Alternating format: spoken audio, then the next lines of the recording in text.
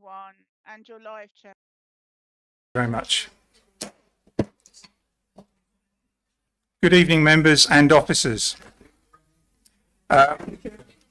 Welcome to this full council meeting this evening, Thursday, the 31st of March, 2022. Welcome also to our YouTube viewers at home.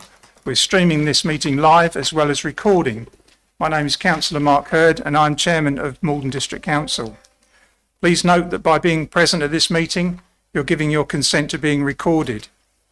Members, if you wish to speak on any item, please indicate and I will invite you to speak at the appropriate time.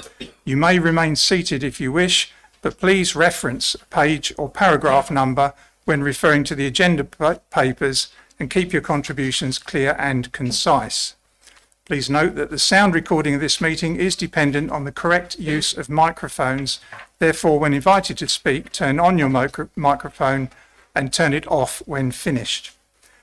Please avoid approaching the top table here in front of the cameras as there are live feeds that are hazardous and affect our streaming. I also would like to advise you that the fire exit is the door behind this top table. Agenda item number 2 is apologies for absence. Could I have apologies, please, Ms. Bird? Yes, Chairman, thank you. Apologies have been received from Councillor Boyce, Councillor Hull, Councillor Morgan, Councillor Skeens and Councillor Stevens. Thank you, Chairman. And Councillor Hull. Councillor and Councillor Hull, I think, yes. Oh, apologies, Chairman, sorry. Okay, thank you very much. We'll now move to agenda item 3, which are minutes of the meeting held on the 24th of February. And we're asked to note that they are a true and accurate record. These are presented for accuracy only. I so move. Do I have a seconder? Councillor Mays. Councillor Mays, thank you. If any member wishes to raise any matter or of accuracy, that they need to indicate their wish to speak now. I see none. May we agree these by assent? Thank you very much. We move on now to agenda item 4, declarations of interest. This is to disclose the existence and nature of any disclosable pecuniary interests, other pecuniary interests, or non-pecuniary interests relating to items of business on the agenda, having regard to paragraphs 6 to 8 inclusive of the Code of Conduct for members. Those members are reminded that they are also required to disclose any such interests as soon as they become aware, should the need arise throughout the meetings. Do I have any declarations, please? Councillor Mays. Thank you, Mr. Chairman. Non-pecuniary interest in item 10 as I live in Ulting. Thank you. Thank you very much. Councillor Durham. Thank you, Chairman. As a member of Essex County Council, I have a non-pecuniary interest in the majority of the agenda. However, the Essex County Council Monitoring Officer has advised me that as I am a Deputy Cabinet Member at the authority, he thinks I do have a pecuniary interest, a declarable pecuniary interest in item 13, so I will leave the chamber at that item.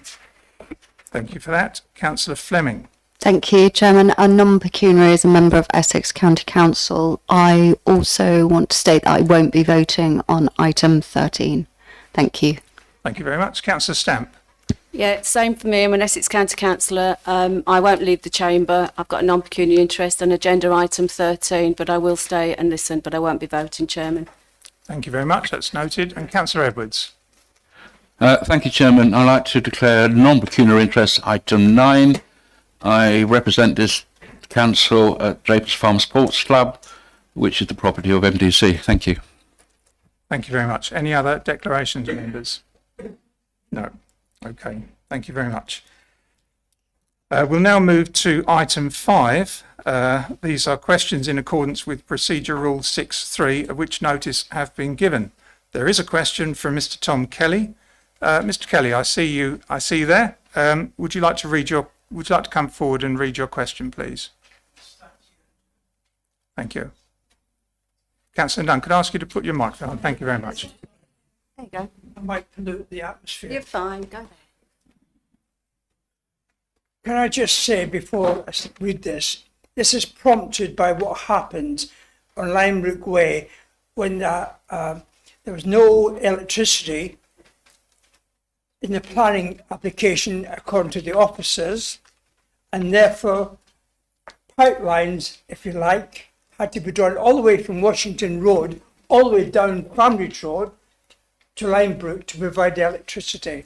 That's partly where this is coming from. Thank you.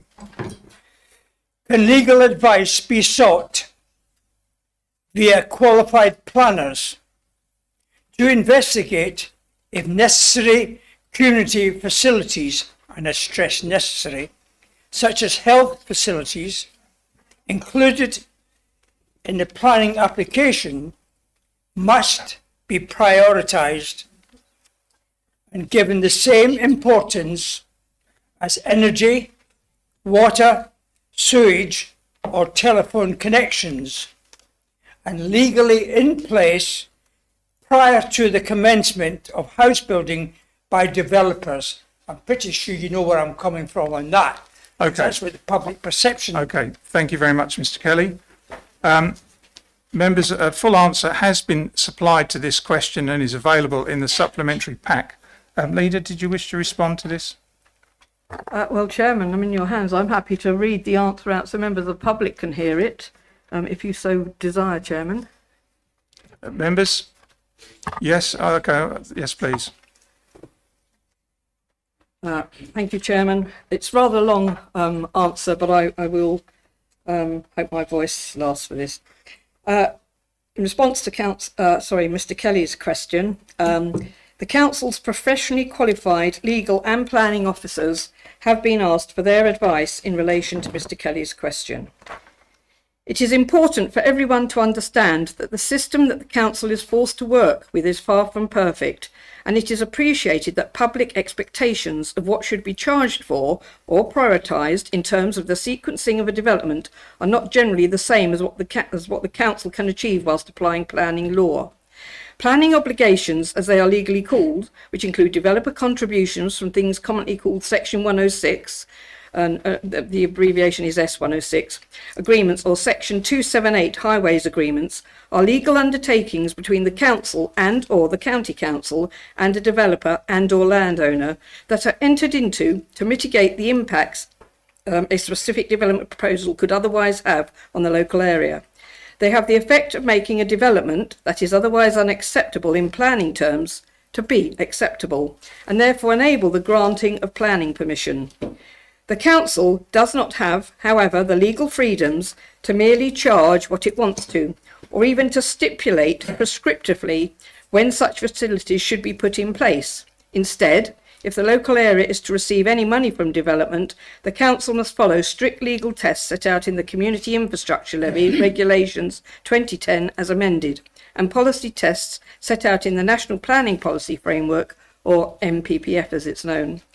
They must be necessary to make the development acceptable in planning terms. They must directly relate to the development, and they must fairly and reasonably relate in scale and kind to the development. In applying these tests when drawing up the legal agreements, the Council has to accept that it cannot seek money from development to address deficiencies in the existing provision, nor seek all the money up front so that works by the infrastructure providers can take place before the development starts. Funding from a developer tends to be a contribution towards the cost of delivery rather than the full costs, and so service providers have to bring in other funding or bid for monies to deliver upgrade works.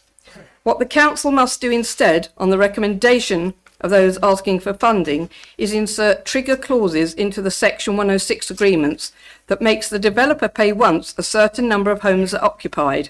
That is to say, when the development's occupants are starting to draw on local services and have an impact. And in respects of the bigger developments, like our garden suburbs, this may well be split over several years until they are built out and occupied. It is due to this complexity and importance that Maldon District Council monitor housing developments frequently with site visits, whilst cross-checking information with building control and council tax to ensure developers pay what they owe in accordance with the triggers in the legal agreements. We are also prepared to take formal action when the developers fail to pay, which I am pleased to report does not happen very often. As many people will be aware, work on the Local Development Plan, LDP, review is now underway. It will, in the context of more housing growth in the district, be revisiting what infrastructure is required in addition to that already planned for in the current local development plan, so that development that takes place in the district contributes fairly and reasonably, as required by the legal test, towards the burden that it creates locally. We will be considering as part of the review whether there are any other ways we can bring forward infrastructure through development that does not rely solely on S106 agreements, by working with the infrastructure delivery partners. To conclude, under current legislation, the Council does not have the powers to force developers or service providers to have the community infrastructure upgrades in place before a development is built. Maldon members and officers will, however, continue to work tirelessly to ensure that the infrastructure associated with the current LDP comes forward once the triggers are reached within the terms I have outlined. Thank you, Chairman. Thank you very much indeed. We now move on to agenda item 6, Chairman's announcements. I have none. I'll go on to agenda item number 7, which is the minute book. And this is 7A, and this is to consider the recommendation from item 6 of the South East Planning Committee that met on the 9th of March 2022. And I'm going to call on Vanessa Bell to present the recommendation. Councillor Bell. Thank you, Mr. Chairman. The recommendation is that the Council agrees that all future meetings of the South Eastern Area Planning Committee be held at Burnham on Crouch Town Council offices.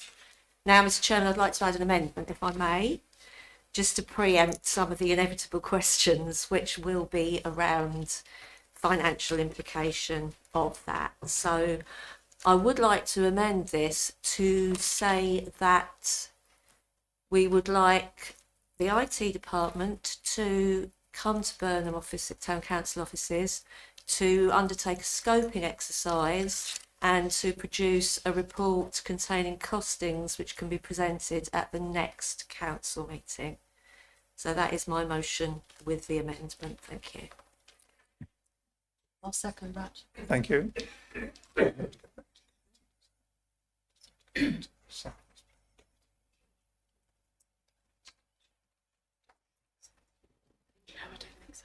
Right. Okay. Thank you.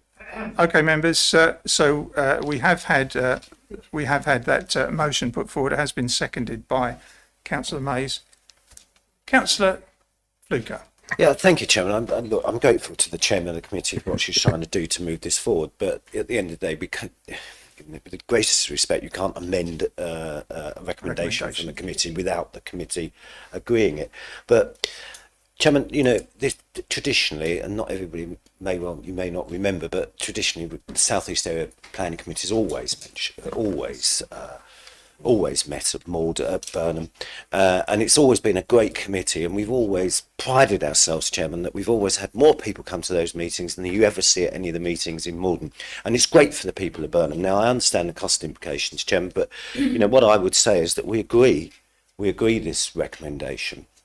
On the basis that the IT infrastructure doesn't cost, shall we say, more than £1,000. Because, Chairman, I'm confident, Chairman, that the mileage expenses saved in relation to us not having to travel across the district to come here will soon outweigh that cost. And I think we need to move this forward because the people in Burnham desperately miss this great event taking place once a month in their in their village town.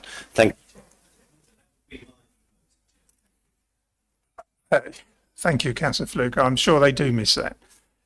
Councillor Bell, are you happy with that amendment? I am, Mr. Chairman, as long as we're doing everything lawfully. Forgive me for not understanding procedure fully, but Councillor Fluker said we just really need to move this forward. So I'm happy with that. So would you like to withdraw your original motion? No, the amendment. The amendment, sorry. The amendment, yes, I will. Seeing as it appears to be an unlawful amendment anyway, I'm happy to withdraw that. And you're happy with that, Councillor Mays? Yes, I am. Right. Okay. Councillor Channer. Thank you, Chairman. I was one of those that voted, obviously, for the recommendation. But the question was put, could we do the streaming? And because council has resolved that all meetings must be streamed, so we have to go with that. And I think at that time it was felt it could be, but Councillor Bell's probably very right to question now about or seeking about the financial costs that may be applied. Yeah. My understanding is that I did do a bit of background work as well. It may well be in excess, but I mean, we have officers here that could actually respond or confirm that. Might be more than 1,000. So that's now on the table, the 1,000. And it's not just about members saving mileage, actually. For me, it was about residents who may want to come and people living in Bradwell or Asheldham. When you think they have to travel here, we're talking over it's above 30 mile round trip. I don't know the exact mileage, but I know what it is for me coming from where I do. But I do know that having the council said streaming must occur, we must apply that. Now, I'm very well aware, and I don't know about technology, but I have raised it. There's something called an OWL, which apparently can be utilised, which is relatively cost effective and might do the job. But that's not a matter I can say will do the job, because it's another member who told me about it, who's obviously got greater details of technology that I have. But I support the recommendation, Councillor Bell, but obviously subject to knowing that we can do what council said it would do and must do to have adequate streaming facilities, which you've put on the table, that we need to look into that. Thank you. Right. Okay. So we are indeed back to this recommendation that subject to the cost. Councillor Stamp. Yeah, thank you, Chairman. Correct me if I'm wrong. When did the council actually vote that it would South East would move to Maldon District Council offices anyway? Because I don't believe that was taken. I think it was a measure under COVID. So if you actually take that on board, automatically this council should provide the provision that's always happened in Burnham-on-Crouch for the Dengie and for Burnham-on-Crouch residents members. So I take on board there may be an additional cost, which there will be an additional cost, but Councillor Fluker and Councillor Bell and the leader is quite right. We do need to actually take it back, and the cost really is minimal compared to the democracy in allowing people and residents to speak on planning applications. And if you take on board that we're doing a revision of the LDP, I think it's even more critical than it ever was. So I certainly support the motion that it goes back to South East planning regardless of the costs. Thank you, Chair. Yes, if this was seems like we've got another thing on the table now. If this was agreed under the COVID restrictions, it was agreed about the YouTube screening in council. That was agreed, and that's something that we have to have in Burnham if we're going to do that. Did you want to come back on that? I do, because that's not the point. The point I was actually making, it was never agreed to be moved permanently to Maldon District Council offices, then Burnham, Chairman. But I take on board what you said, but that's not really what I meant. No, I understand that. Mr. Leslie, can you help us out on this? Certainly help out in terms of costs. An indicative figure I've had from the ICT team are about £5,000 in terms of equipment. We're going to look at the quality of the equipment that's out here, because obviously if we're streaming YouTube, I think historically we've had question marks around the ability to hear those that are speaking, the quality of the videos. In fact, we've got a new camera as well that we hope to make a better experience for those watching in terms of YouTube. We don't also know the Wi-Fi quality out there and all the different parts that we need to put in terms of the ICT infrastructure. The IT team haven't done the visit really to assess that out there. So I'd flag that in terms of the costs that I've been given as well at the moment. And also we would then reprioritise some of the projects that the IT team are working on. So hopefully that helps in terms of possible costs that we perhaps are aware of at this stage. Okay, Councillor Fluker first.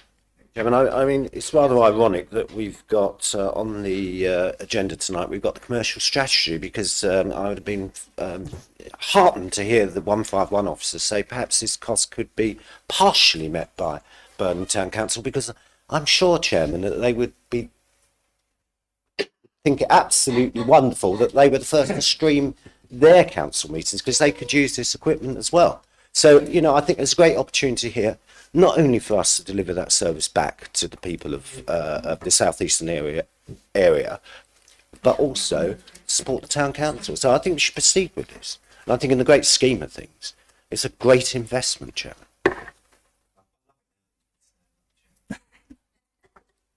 As I said, you may stand up if you wish. Councillor Durham next. Thank you, Chairman. The OWL device that Councillor Channer referred to is actually that.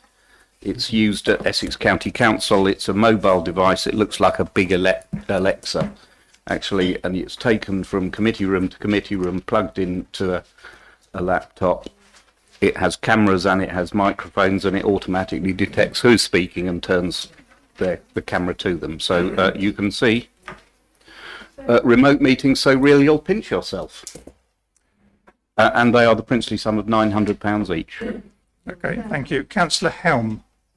Thank you, Mr. Chairman. I just wanted to make known that you have no travelling expenses from me to the meetings here, to Chelmsford, to Burnham or anywhere else, 'cause I don't claim it. I never have. Thank you. Okay, thank you. So, Councillor Bell, we're back to the original proposal, which hasn't been seconded yet. You can amend it, of course. I'm sorry, I can't hear. Say that again, please, Oh, Chairman. sorry, could I just pause there? Councillor Thompson. Sorry, too many lights on, sorry. Councillor Durham, your light's on. Thank you. Thank you. Sorry, this is totally off piece, Chairman, but I was wondering if county already use these things. Is there any possibility of this being lent one to trial it? Because I would hate to spend the princely sum of £900 on something that doesn't actually do the job. And if we knew it would, I'd be more than happy to support that. I mean, I've got to say, it's better than £5,000. Well, it may well be that that the recommendation may be that we look into this, perhaps. So, do you have a new recommendation? Thank you, Mr. Chairman.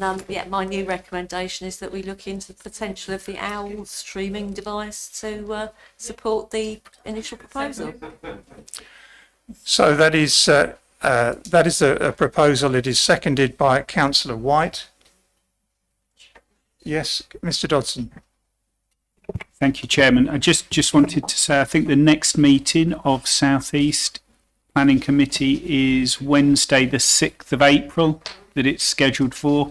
I would be surprised, given what Mr. Leslie said, that the IT team would have the capacity to put this in place before then, just to flag that up. Okay, Mr. Leslie. Oh, sorry, I thought you were indicating. Okay, all right. Through you, Mr. Chairman, I really don't think we're expecting it to be in place in less than a week's time. So the proposal is that this is investigated and looked into, and that's been seconded by Councillor White. I understood that it had. No. Councillor White, did you second that? I thought I seconded that we were going to look into purchasing the owls, or at least see if we could borrow one for the next meeting. Yeah, Mr. Leslie. Sorry, just to say, the IT team have messaged me to say that the OWL support Teams, but we may have a problem with YouTube streaming.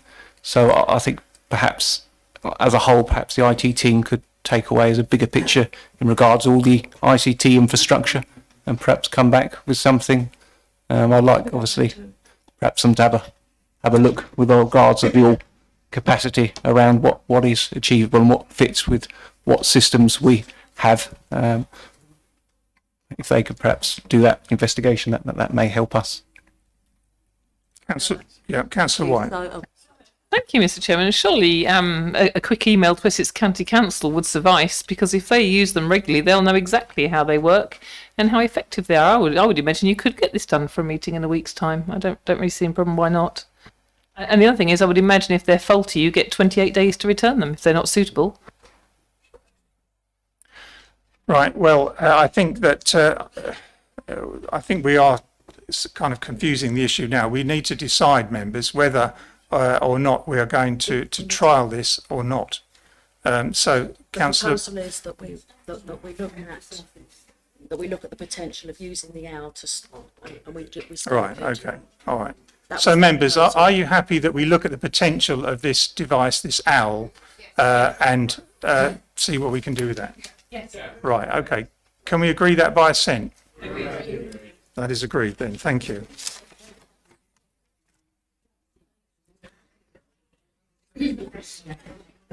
Right, thank you, members. Agenda item 8. Yes, Councillor Chairman, Dewick. but we still haven't dealt with the item on the minute book that we will move to Burnham. That has got to be voted on one way or the other. We can't just say, oh, we'll go off and do something different and trial things. We have to still deal with that item, yes or no. I'm happy to do that, but I don't see that it happening until we have the information. But I'm happy to put that to council. Well, I'd like to propose then that we move the South East Area Committee back to Burnham, and that in the meantime we resolve to decide whether we're going to use an owl or not, or how effective it is, and put one in for trial or loan or something else. Well, I think that will fly in the face of what this council has decided. That we've decided that in order to stream them on YouTube, that we have to hold it somewhere where you can do that. And at the moment, you cannot do that in Burnham because we haven't investigated that. Right.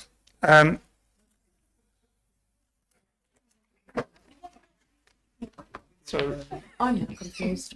We did that. No problem.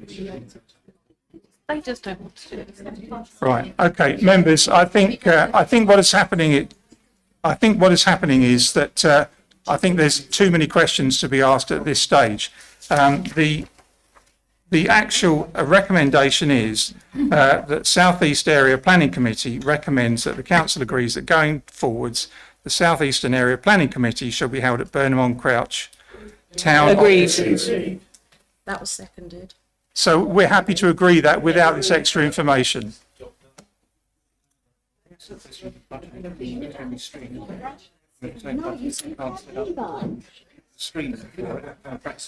Yeah. Well, there has to be a limit on the amount of money. We have to know whether or not it's possible to do. members, please, can I have just quiet, please? Thank you. To set up streaming, also to propose whether it's streaming or not. So are we streaming it? If we are trying to stream it, are we going to approve a budget for it? Right. Well, I think that what council has agreed is that going forwards, the South Eastern Planning Committee shall be held at Burnham on Crouch. We haven't specified when, but it says that going forwards. So, Councillor Dewick. Thank you, Mr. Chairman. The officers have had 3 weeks to look at this since South East put forward that proposal. Why have they not done anything in 3 weeks and are now asking for it to be put back for later dates and everything else? It's nonsense.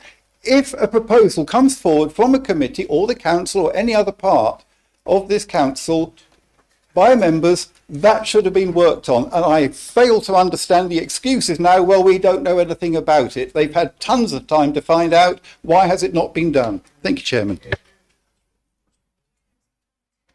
Mr. Leslie, do you want to answer that one? Okay.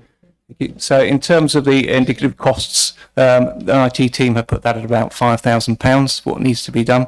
In terms of the availability of staff to go out and look and sort out the infrastructure and analyse what Wi-Fi capabilities are out there. That's something that the team would obviously have to do and reprioritise other work. So in terms of the costs, we have an indicative feel of the costs, but what we don't have is an exact idea of the ICT infrastructure around that and how that sorts out the Wi-Fi side of it. So that's something we could obviously look at going forward if that's what council decides, but we would obviously need a budget in any case to put in the hardware for that. Right. Okay. So the agreement has been that we will look at this. We will look at this device. It isn't. There isn't a definite time when this should be done, but we should certainly have a reply by the next council meeting, I would have thought. Yes, Councillor Stamp. Chairman, just to maybe try and help the officers or the IT department, if they would like to contact the Mayor or myself, we can give them the name of our IT company. We do have one in the sticks. and they would be able to help us, help the officers to look at the capability and the capacity that we've already got in the chamber. We do actually have hearing loops, we do have a huge TV, and I'm sure that, I can't speak because it would have to go to council, but I'm sure something can be done to actually take this committee back to where it should be, Chairman. And I think where there's a will, there's a way, and I think there is a will, and hopefully we'll have a way. Thank you. Councillor Durham. Chairman, going back to the dreaded owl, the whole point of the owl is that it's a movable thing. It's about so big, it can be moved from place to place. It can be taken down to Burnham and used for their meetings. It could be used in here. It could be used in any of the other offices.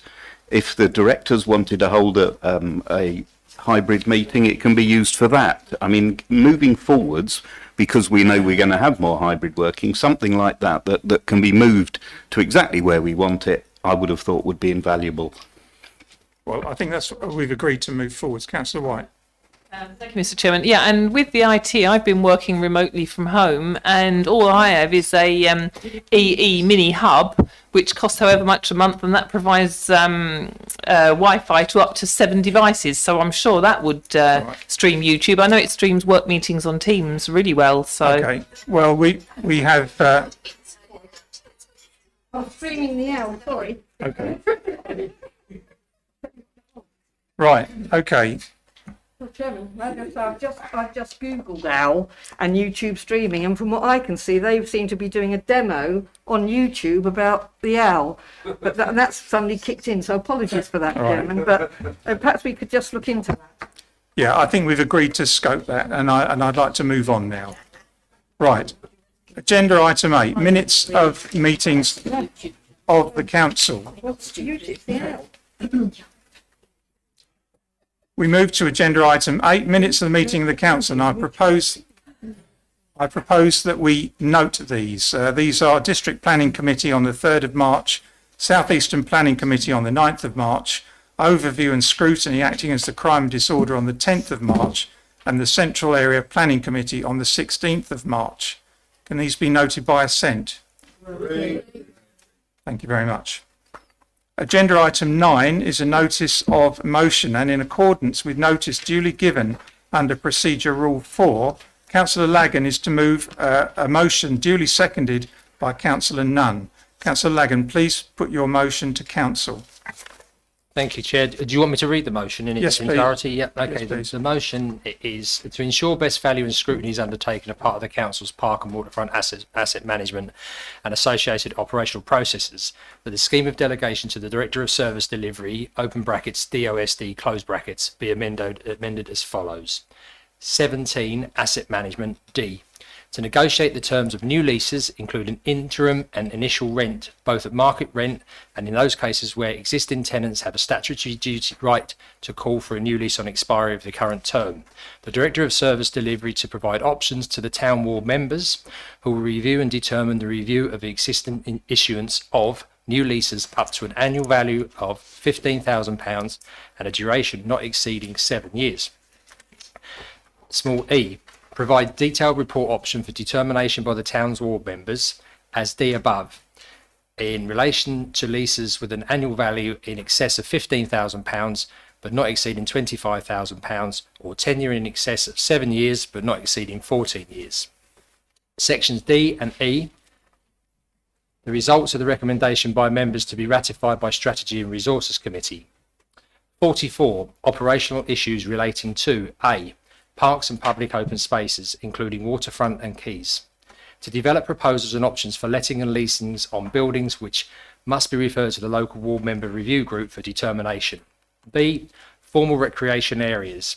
The development of proposals for the letting of stalls, kiosks and any other operations thereon, including lettings of fun fairs, circuses and other short-term lettings, shall be determined and submitted to the local ward member group for determination. C. To provide proposals to the local ward member review group on any community assets, including builders, structures, etc., or on any potential change of use intended for determination. That's the motion, Chair.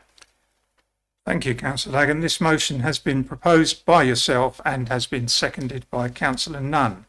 Are there any questions? Sorry, Chair, could I just add a couple of bits to this about the motion? apologies for not standing up. Are you talking about an amendment? No, I just want to just talk to the motion because I've read the motion, but I want to put some explanation to help members sort of explain why the motion's there and the importance of it. First of all, I just need to let members know that this motion was sent in with a lot of thought set behind it. It was sent in following council processes, and the motion itself was amended by officers without any consultation with myself or the seconder. Now, I feel that's very, very unfair. Okay, so that we wasn't even involved. So the red lines you've got through that was done by officers. My motion initially wasn't that. And I can understand why that happened, but I would have thought out of respect, any member that submits a motion should be contacted if you want to amend it or add stuff to it. So I think that's something that needs to be pointed. Also point out, Chair, I'd like to thank you for allowing the motion because yesterday the motion was going to be pulled. Yes, it was. I've got an email here. The process was going to have the motion was not going to be accepted and it was going to go to PG&A. So I'm grateful for the chairman to make a determination along with the leader.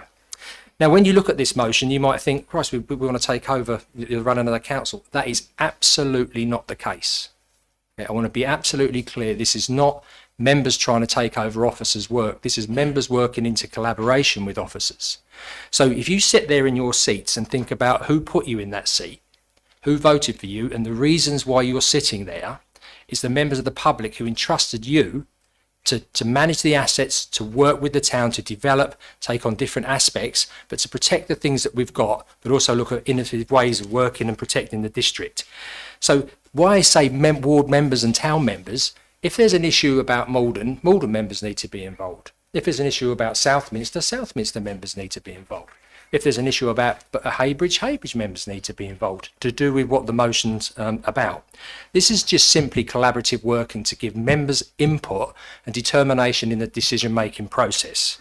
We know that these are not time-bound. We're not going to be members forever, but other members are going to come in and sit in their seats and they're going to be standing for the same things that you stood for when you started your election campaign. This is not political. There is no political driver, and you shouldn't think of this as, oh, I've got to vote this way because I've been told. You vote the way on the motion however you see fit as a human being.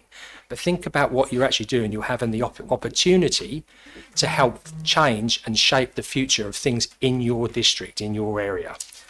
I think it gives input to members with no political. It's an inclusive motion. It's everybody. It's not just Maldon members saying we don't like some of the decisions that have been made. This is, we want to be involved in the decision. We want to work collaboratively with the officers because it's not a dig at the officers. It's not that. And finally, it's not operational, it's strategic. Because if you start looking at leases and you start looking at events, those things are brought up well in advance. So it's not a 5-minute fix. So you're not going to be time bound by it because we need speedy and agile decisions. We meet every month at strategy and resources, and this still feeds into that. So I think, members, I'd invite you to support it because I think it's important for the people of the district that they see us having input in that decision-making process. Thank you, Chair. All right, thank you, Councillor Logan. What I would say is where there have been changes, this was to clarify the motion. It was not meant, nor did it actually change the motion. I agree that it would have been good practice to let the author of the motion and the seconder to know that those had been done. The reason that I allowed it was because I felt that there was inadequate time to tell you whether it was going to be withdrawn or not. So that's why I decided to let it in. Right, members. So you've had Councillor Nunn. You made a comment there, Chair, about withdrawing your decision to withdraw the motion. Yes, I'm sorry. Those are. How would you be able to withdraw a motion that's been accepted as a motion and has been tabled on a public agenda? That was a slip of my tongue. There was never any intention of withdrawing this. I will say, I'm sorry. Those are my words, and they're incorrect. Right, members. Any other questions? Councillor Thompson. Thank you, Chairman. I appreciate where Councillor Lagan and Councillor Nunn are coming from, but I think what we've all got to accept is that all of Maldon District assets belong to all of Maldon District's residents. Not the town councils, not the parish councils. After all, they don't actually consult us with what they do with their parks, village halls, what have you.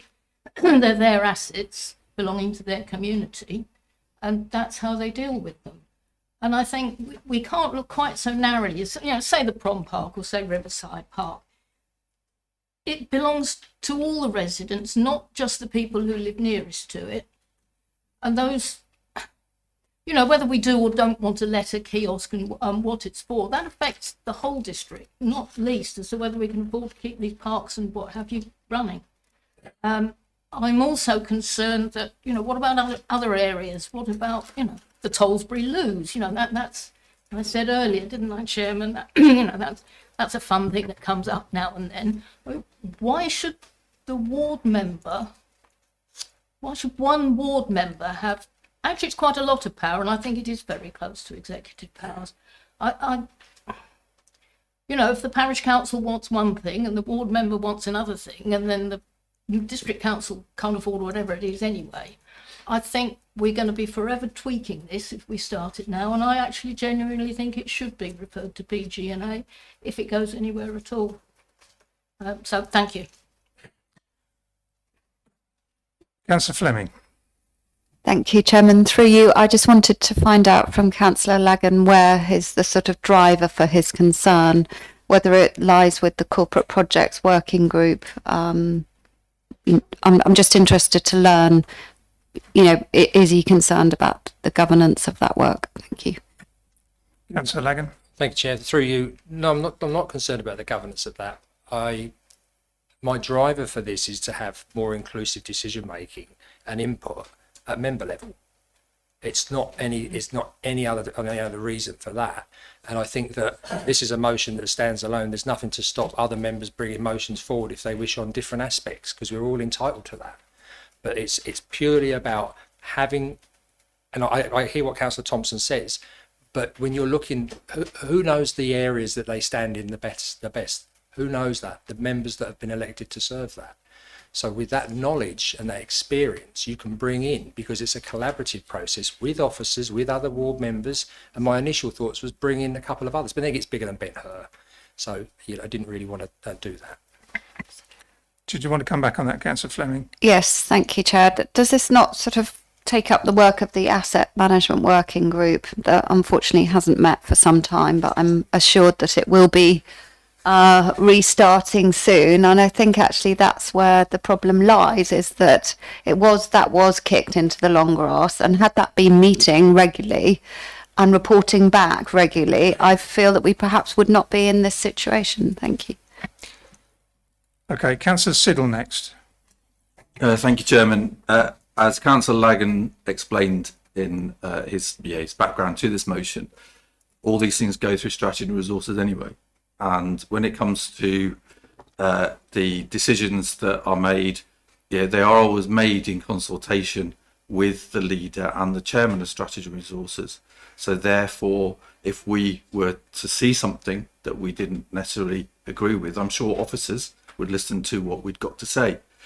In terms of the ward member, so for example, Little Totham has Sawyer's Field, which is a recreational ground owned by Maldon District Council, and it's designated as public land, and it's maintained by Maldon District Council. Therefore, if this motion goes ahead, if anything came forward about Sawyer's Field, it would be me who made that decision.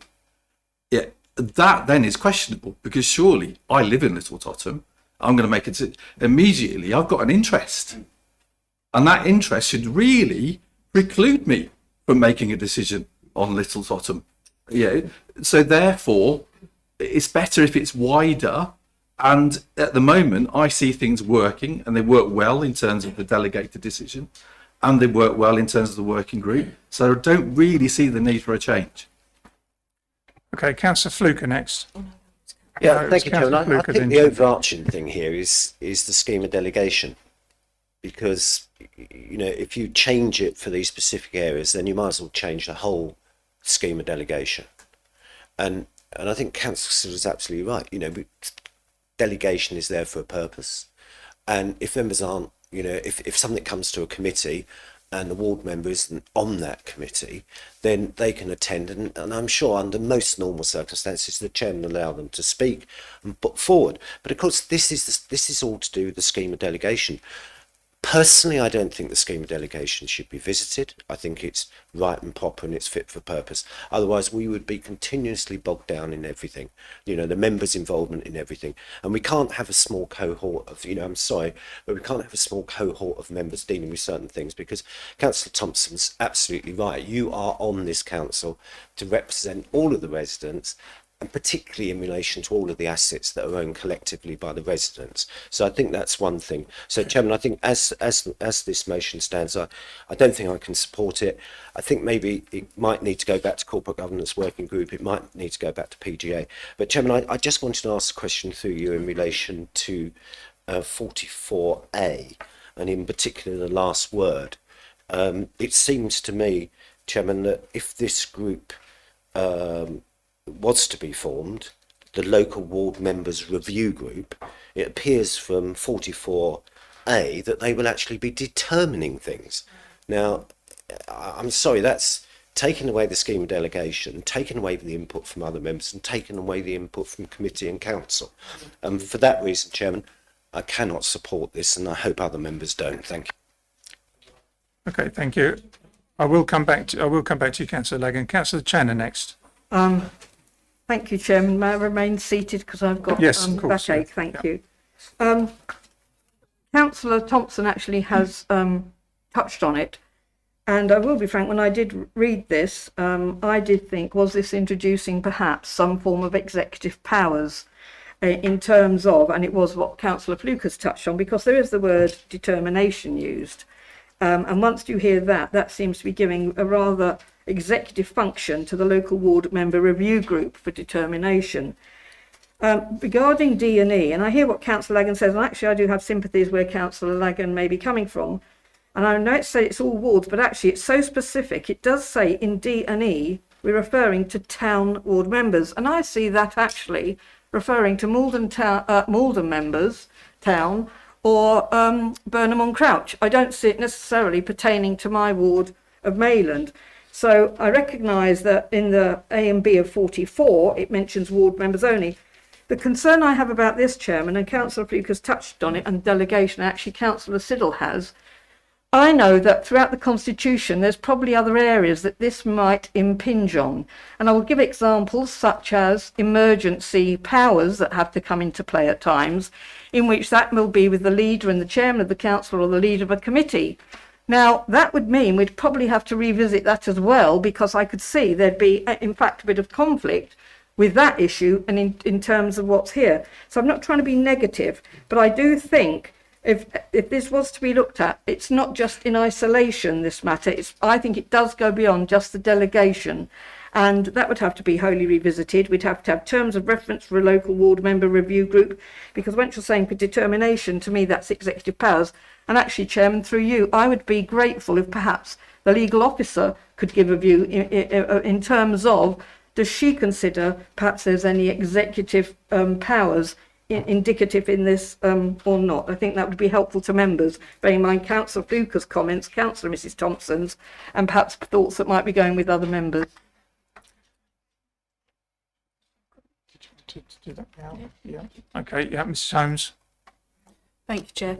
In terms of the Constitution, any group, as Councillor Lagan has called it, wouldn't normally have the powers. You would have to set up a subcommittee, for want of a better description, to give them those, and full council would need to give them the powers to determine and make decisions and then report back. It couldn't be just a group similar to a working group, as they wouldn't have the power to make decisions. Okay, thank you. Councillor Stamp was next. Yes, thank you, Chairman. I've listened to what everybody's said, and especially Councillor Lagan. I think what he's actually suggesting is more cooperation with the officers. And I'll give you an example. And it was from one of the working groups that I was on. It was a working group I couldn't attend. And then I attended the following one, and the minutes were recorded when, I think I'm allowed to say this because I think it was it will be on for members to be able to read. I won't go specifically, but an asset in Burnham on Crouch was going to be totally removed off the council's list for repairs or up for renewal because of the process, and that most probably would have then been delegated to the leader and the chairman of strategy and resources without any consultation to any of the ward members, and we would have known nothing about it.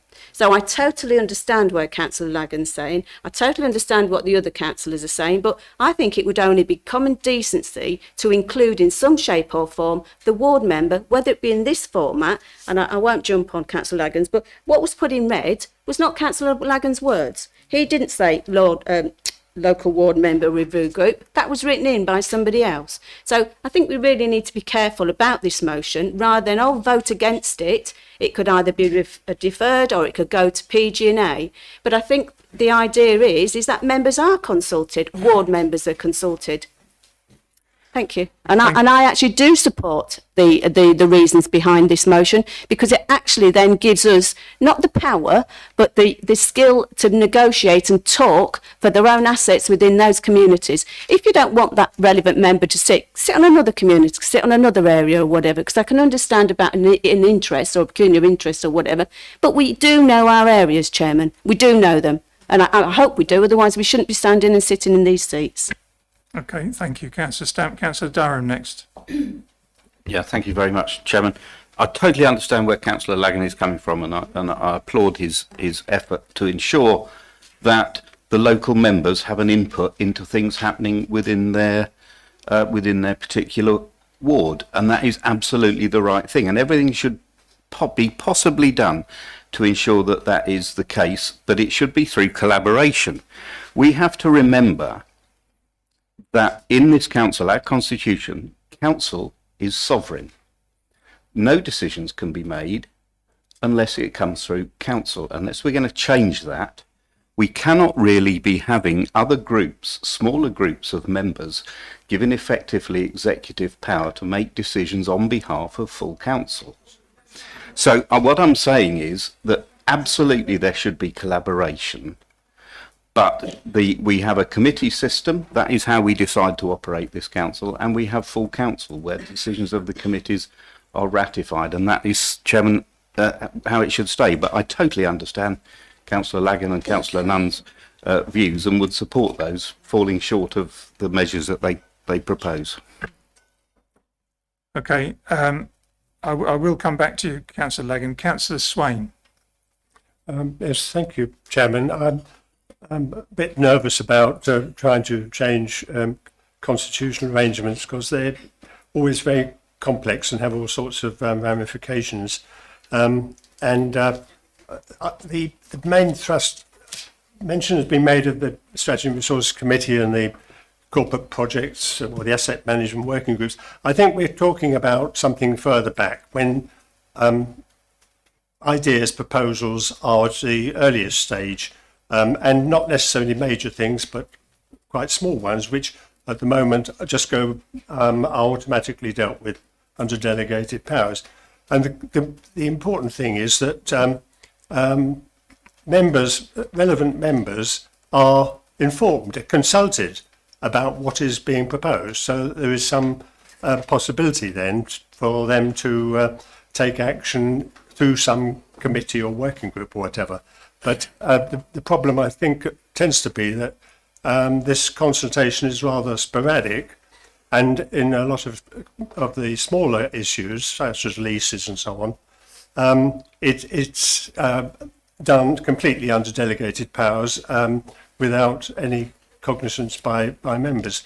So the key thing is for members to be consulted about anything that affects the assets in their area, without any indication that they should have any sort of determining power at all. And I'm not sure quite, because of the terminology used in this, where this stands legally. And I would need to have much more guidance as to whether this is the right legal terminology for what Councillor Lagan wants, or whether the way it's worded actually gives a completely wrong idea. Okay, thank you. Councillor Fluker. Thank you for letting me come back.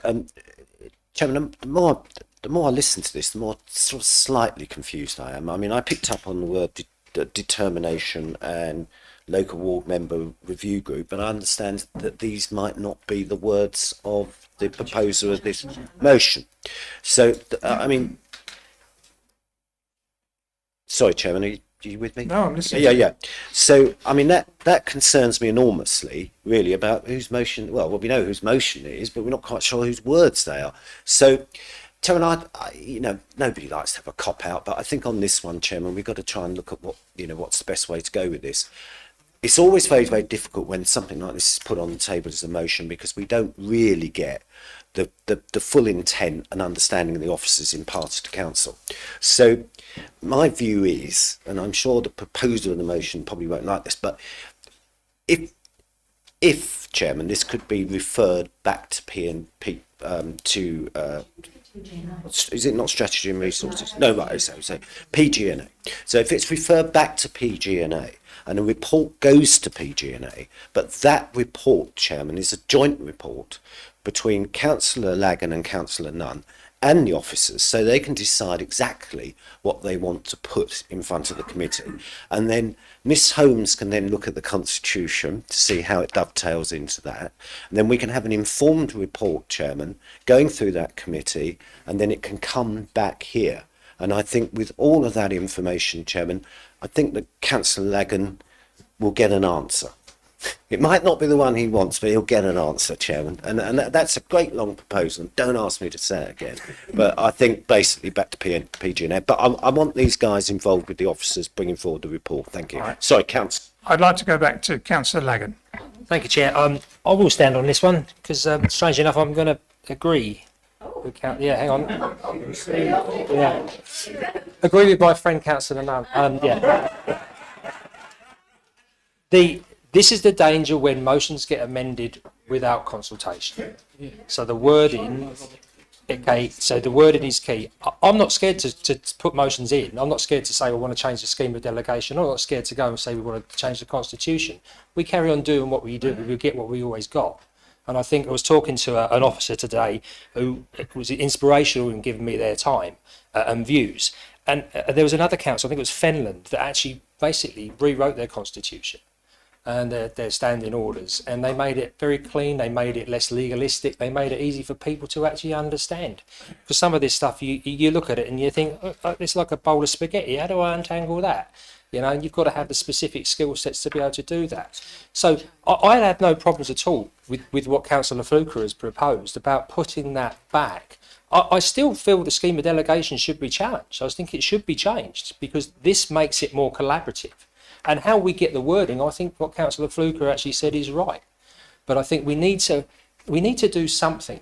You know, I've had a couple of years of hell and stalemate and blockers put in our way.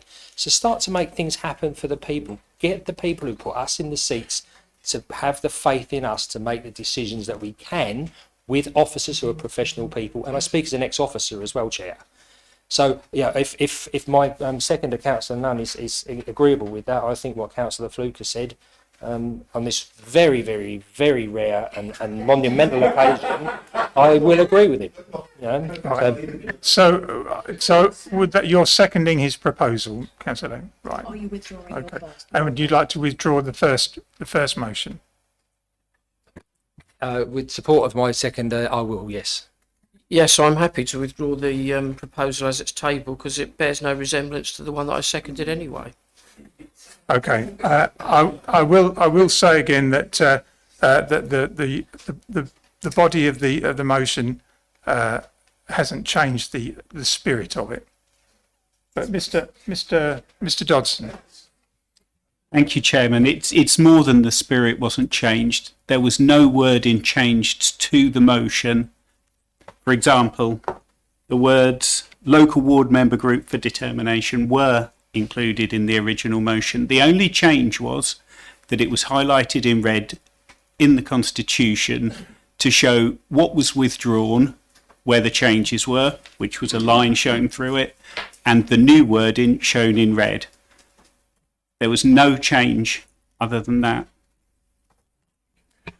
Right, okay. So, members, I now have a proposal. Did you want to, Councillor Channer? Well, yes, Chairman, I did.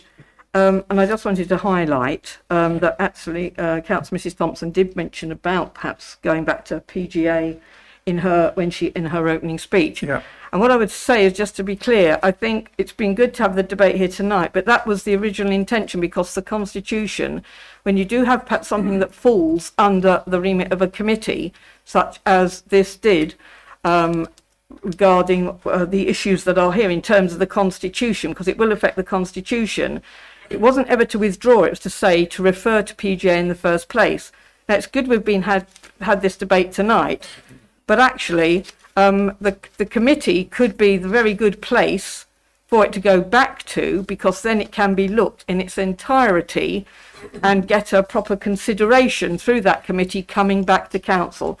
So it was never intended to remove, I want to make that clear, or to withdraw. It was always in the first instance because it does affect the Constitution in more way than one, from my perspective and what I've understood to be the case, hence why it would have gone to PGA in the first place. However, the chairman in consultation with myself agreed tonight, so we've had the debate and we're going back really, but with an added bit on to PG&A where I think it will be considered properly. Councillor Nunn. That being the case then, Chair, why was the motion accepted in the first place? Because it's a valid motion, Councillor Nunn, with due respect, and it immediately gets it into the public domain, because otherwise, unless that's agreed, you wouldn't have it on the order paper. Right, members, I do have a proposal by Councillor Fluker to take this to PG&A that has been seconded by Councillor Lagan. Are you happy to agree that by assent? Right, that will be done then. Thank you. Right, we're now going to move on to 9B. This is a motion from Councillor Swain, and in accordance with notice duly given under Procedure Rule 4, Councillor Swain is to move a motion duly seconded by Councillor Bassinger.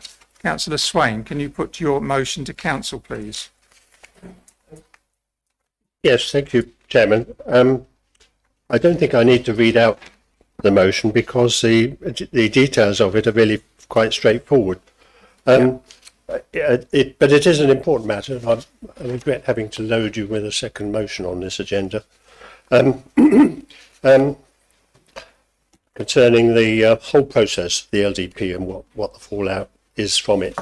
When the current LDP was subject to this last examination in public, I had the opportunity to make a representation to the inspector that when a strategic view of Maldon was taken, or the whole of the area of east of England, Maldon was accorded very little housing on the grounds that it is essentially a rural, low-lying area with poor access, and that it only been allocated 120 houses a year.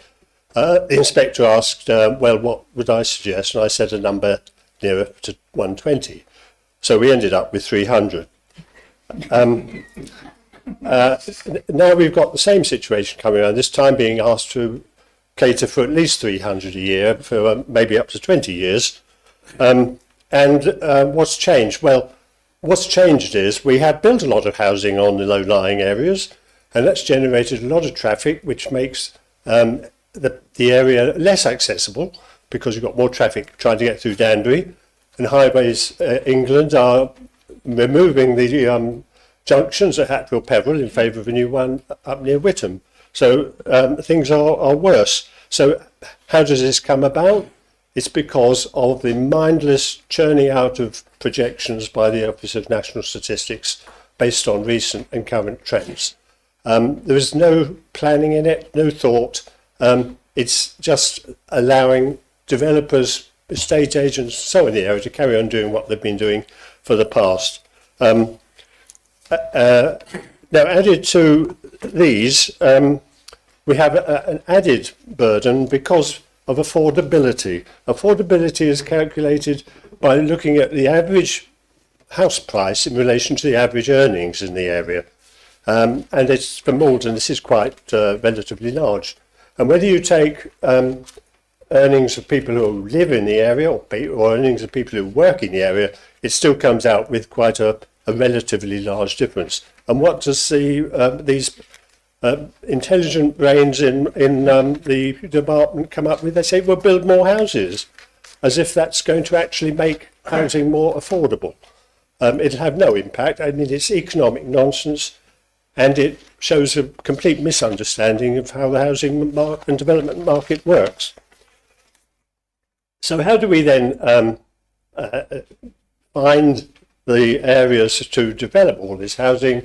We call for sites, and we're entirely dependent on people coming forward with available land, from people who see the scope for making large planning gains and where developers think they would best like to develop. This is completely, we say, undermines the possibility of any sort of properly planned strategic settlement strategy. We don't know. If we don't get land coming forward in the right places, our menu of 7 different options for settlement strategy might have to go out of the window, and we'll end up with developments where we don't really want them. And this happens anyway because of this 5-year land supply problem, which isn't about land supply, but about deliverable housing. And we depend almost entirely on the developers and that industry for the rate of development. The local planning authority has very little say in it, but who gets the blame? Local planning authority. And we find ourselves in this position of the tilted balance, where developers can have even freer rein as to where they want to go for a development, further undermining any settlement strategy that we might want to implement, and also creating further havoc for possible infrastructure provision. We've come up against this 5-year land supply problem, and the fact that we've had a very good performance in housing delivery for the recent years is ignored. This doesn't make sense either. And then, of course, when you go down to individual developments,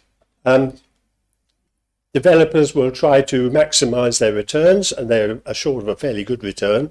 And when we try to get a higher level of affordable housing in it, there's always this plea about viability. So it makes it almost impossible to meet the housing mix that we would really desire, particularly for the people who really do need affordable housing. We've come across this tilted balance, but in fact it isn't at this last stage. The whole system is geared to satisfying the ambitions of developers at the expense of sound planning. So what this motion is trying to do is to bring it to the attention of the Secretary of State, which is Michael Gove, I think, today, if it hasn't changed again, who is responsible for housing. He's responsible for planning. He's also responsible for levelling up, and levelling up comes into this to as much in Maldon as a lot of other places. I want this to get to him so that he will actually quiz his department and say, is this really what happens? This doesn't make sense. He's quite an intelligent chap. And if we can get a response, we've asked for a response generally, but if we can get any movement on any of these issues, I think it will be some achievement. All right. Okay. Thank you very much. Leader. Yes. Sorry, that was seconded, the motion, wasn't it? Yes, it was. Yes, It was seconded by Councillor Bassinger. Yes. He doesn't want to speak now. That's what I mean. He's reserving his right of reply. Yes. Yeah. Okay. Yeah. Thank you. Okay. Just what I wanted to say, I suppose the thing that I just wondered if ought to use the word review, and I'll tell you for why. I'm not talking about the bullet points, although we'll hone in on one of them. The planning white paper, as we know, did come forward, and this council actually was consulted, and we responded on that consultation. And as we are aware, there's been various concerns raised on the planning white paper. And the latest that I've picked up, although yes, I haven't formally been told, is that the planning white paper may well be pulled, that it will not come forward from the minister in that shape or form, and that the intentions could be, in what I've read, is that actually the planning matters in terms of things will be considered and be done under the levelling up agenda, and indeed enshrined in the law of that. That is my understanding. So therefore the consultation responses are don't going to be revisited, but the planning white paper, it did actually talk about the standard formula, and in fact at one time there was talk about revising that formula and having a higher buffer. And my understanding, all that goes save for one item, which I understand is to do with the 106 there at the bottom. My understanding is that an infrastructure levy is the remaining part of the planning white paper, but I'm sure there's an officer here who can substantiate what I'm saying or not. So the review, as far as I'm aware, is already being undertaken.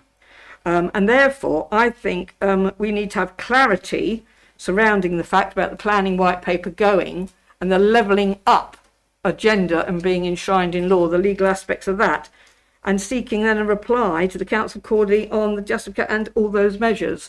And I think that would enable the council to know that definitely the planning white paper has been withdrawn, will be withdrawn, and it will be the levelling up agenda that deals with it. Already within the levelling up white paper, indeed, neighbourhood plans have been mentioned, and involving also about residents in streets, being involved in street design and about place. So it may be extended further within that aspect. So that's what the latest I have, but I haven't had the formal notification. But that seems to be what Mr. Gover's actually indicated to ministers. So you're suggesting that we take out the word review and clarify, is that correct? Well, no, I think we need to clarify things, but I think the review is already happening, and it certainly was through the planning white paper, which I understand now will not re-emerge in any shape or form, save that the thing that will be saved and is the 106, and everything will be done through the levelling up agenda and the act that will come into place. But I mean, perhaps, I don't know if we have we have actually only Alpine. I don't want to put her on the spot, but that is what my understanding is from things I've read. I haven't had actually, and I don't know if officers had any formal notification of that. But these planning magazines or house builders things often get the information, and it does quote apparently Mr. Gove having said certain things. Okay, Councillor Durham. Yeah, thank you very much. Thank you very much, Chairman. Chairman, yeah, to a certain extent, I agree with the leader. I don't think any of us expect the planning white paper to come back in the form that it was previously, because it was far too contentious and there were some, quite frankly, rather strange proposals in it. I do think there will be a planning white paper because the government have made it clear that they want to reform the planning system to a certain extent. But again, Councillor Channer, the leader, is quite correct. I think the levelling up white paper hinted that the emphasis on new builds was going to be more aimed at the north of the country rather than in this particular area. So I suspect when the figures do come out that we may find that we are treated slightly more leniently than other parts of the country. But I think at the moment it's too soon to tell, Chairman, and that's really why I support the change. And I totally understand Councillor Swain's reasons for this, because we've been around the houses goodness knows how many times, and I think until there is some clarity in terms of the white paper, we perhaps should just wait and see what happens. Thank you. Councillor Swain, did you want to come back on that? You've your motion includes the word review. Having listened to what has been said, what is the suggested substitution for review? I think we're looking to, as Councillor Chan is suggesting, that the review is already underway, and that we should ask for clarification to come back to this council. Yes, just substitute clarify for review. Yes, clarify. And in fact, if you wanted to, the words clarify the situation regarding the planning white paper and the levelling up agenda act, and reply to the council accordingly on the justification and what there is then within that motion. Well, yes, I didn't quite get all the wording there, but it's clarify and refer to the levelling up agenda. Yes, it could be to clarity regarding this, clarify or clarity regarding the situation in terms of the planning white paper, because I've read that it's going to be not coming back, and the levelling up agenda, and then and reply to the council accordingly. So it's only that bit, removing the word review, because my understanding is it started with the planning white paper, the review. I've read that that is not going to come back in its form. It's not going to be called that. It's going to all be put under the levelling up agenda and be enshrined in the act of that when that is later on in the year. That's my understanding. Yes, I think I agree to that. If Tara can note the wording for it, and if Councillor Bassinger agrees to this seconding of it. Yes, whatever may be coming down the line and however vague or detailed it may be, the fact is these are very specific things, models, formulas and so on, which I'd like a response from the department on. Right. So all we're looking to do at this stage is to amend it from review to clarify. Is that correct? Yes. Yeah. And Yeah, the planning white paper and the levelling up. yes. Yeah. Councillor Mays. Well, is that seconded first of all? I'll second that. Right. Okay. Councillor Mays. Thank you, Mr. Chairman. I'd like to add a further amendment, which is actually in the form of an addition, in that the overall impact of the planning regime on the local authority's ability to secure affordable accommodation as defined in the NPPF Annex 2 affordable housing for rent. This really goes to the nub of the problem that we have currently. We have 1,539 families stroke individuals who are on our register, all local people who cannot get houses. And how many are we building? We're building 30%. We're not building the right houses for the right people. And that also needs to be looked at and addressed within the affordability element of the NPPF. Thank you, Mr. Chairman. Do I have a seconder? Well, can we be sure about? Do we have the wording? Does Tara have the wording of that? Yes. Yes. It will be added as a final bullet. Thank you. Right. So, members, are we clear about what we're asking here? We are. Okay. So, first of all, I need your agreement that we have this latest amendment of Councillor Mays and seconded by Councillor Stilts. Are we happy to agree that amendment? Right. Okay. So then we'll go to the vote of this. Are we happy to agree that by assent? Okay, that will be done then. Thank you. Don't we need to put the substantive motion? Yeah, you've just done that. Oh, You've just done that. Yeah, I didn't hear the word substantive, sorry. Yeah. Right. Okay. All right. To move on then. Yes, Councillor Lagan. Sorry, can I want to just step back, because what Mr. Dodson said, I know when I get something right, I get it right. But when I get something wrong, I stand up and admit to that. And I've just gone back and read the motion that I sent into Mr. Dodson, and he is correct. Those words are mine. It's just the format that was sent in didn't include all of the red stuff, so got him confused. So I apologise to Mr. Dodson. Okay. Thank you. Thank you. That is noted and appreciated. Thank you. Right, members, going to move on to agenda item 10, questions in accordance with Procedure Rule 6.3, of which notice has been given. I have received none. So therefore I will go on to agenda item 11, which is making the Langford and Ulting Neighbourhood Plan. These are on pages 33 to 76. Following the successful referendum in relation to the Langford and Ulting Neighbourhood Plan, this is now automatically becomes part of the statutory development plan for the district. I'm now going to hand over to the leader. Well, Chairman, I think you've said it all, so that leaves just perhaps the recommendation. I mean, this is just the last part of the process, actually, in terms of members will recall the report where we went out to referendum, and now that's happened, and we just have to make sure this is all on record. So the recommendation is simply that the council makes the Langford and Ulting Neighbourhood Plan in accordance with section 38 bracket A bracket 4 of the Planning and Compulsory Purchase Act 2004. And that's the recommendation, Chairman, but there's a hand waving. I'll second that. Seconded, thank you. Councillor Durham. Well, thank you, Chairman. We finally got there because this has been going on since I was the ward member for Langford for pretty much as long as I've been there. And they have tried and tried and tried, and they've had just obstacle after obstacle put in front of them, COVID not helping. So I really would urge up members to support this. Thank you. Okay, I think that sounds right. Can we just be sure, members, we agree that by assent? Agreed. Thank you very much indeed. Okay, we move on then to agenda item 12, the Great Totham Neighbourhood Plan, the decision to send the plan to referendum, pages 77 to 232. Following the successful referendum in relation to the Great Totham Neighbourhood Plan, this now automatically... We haven't sent the Great Totham plan to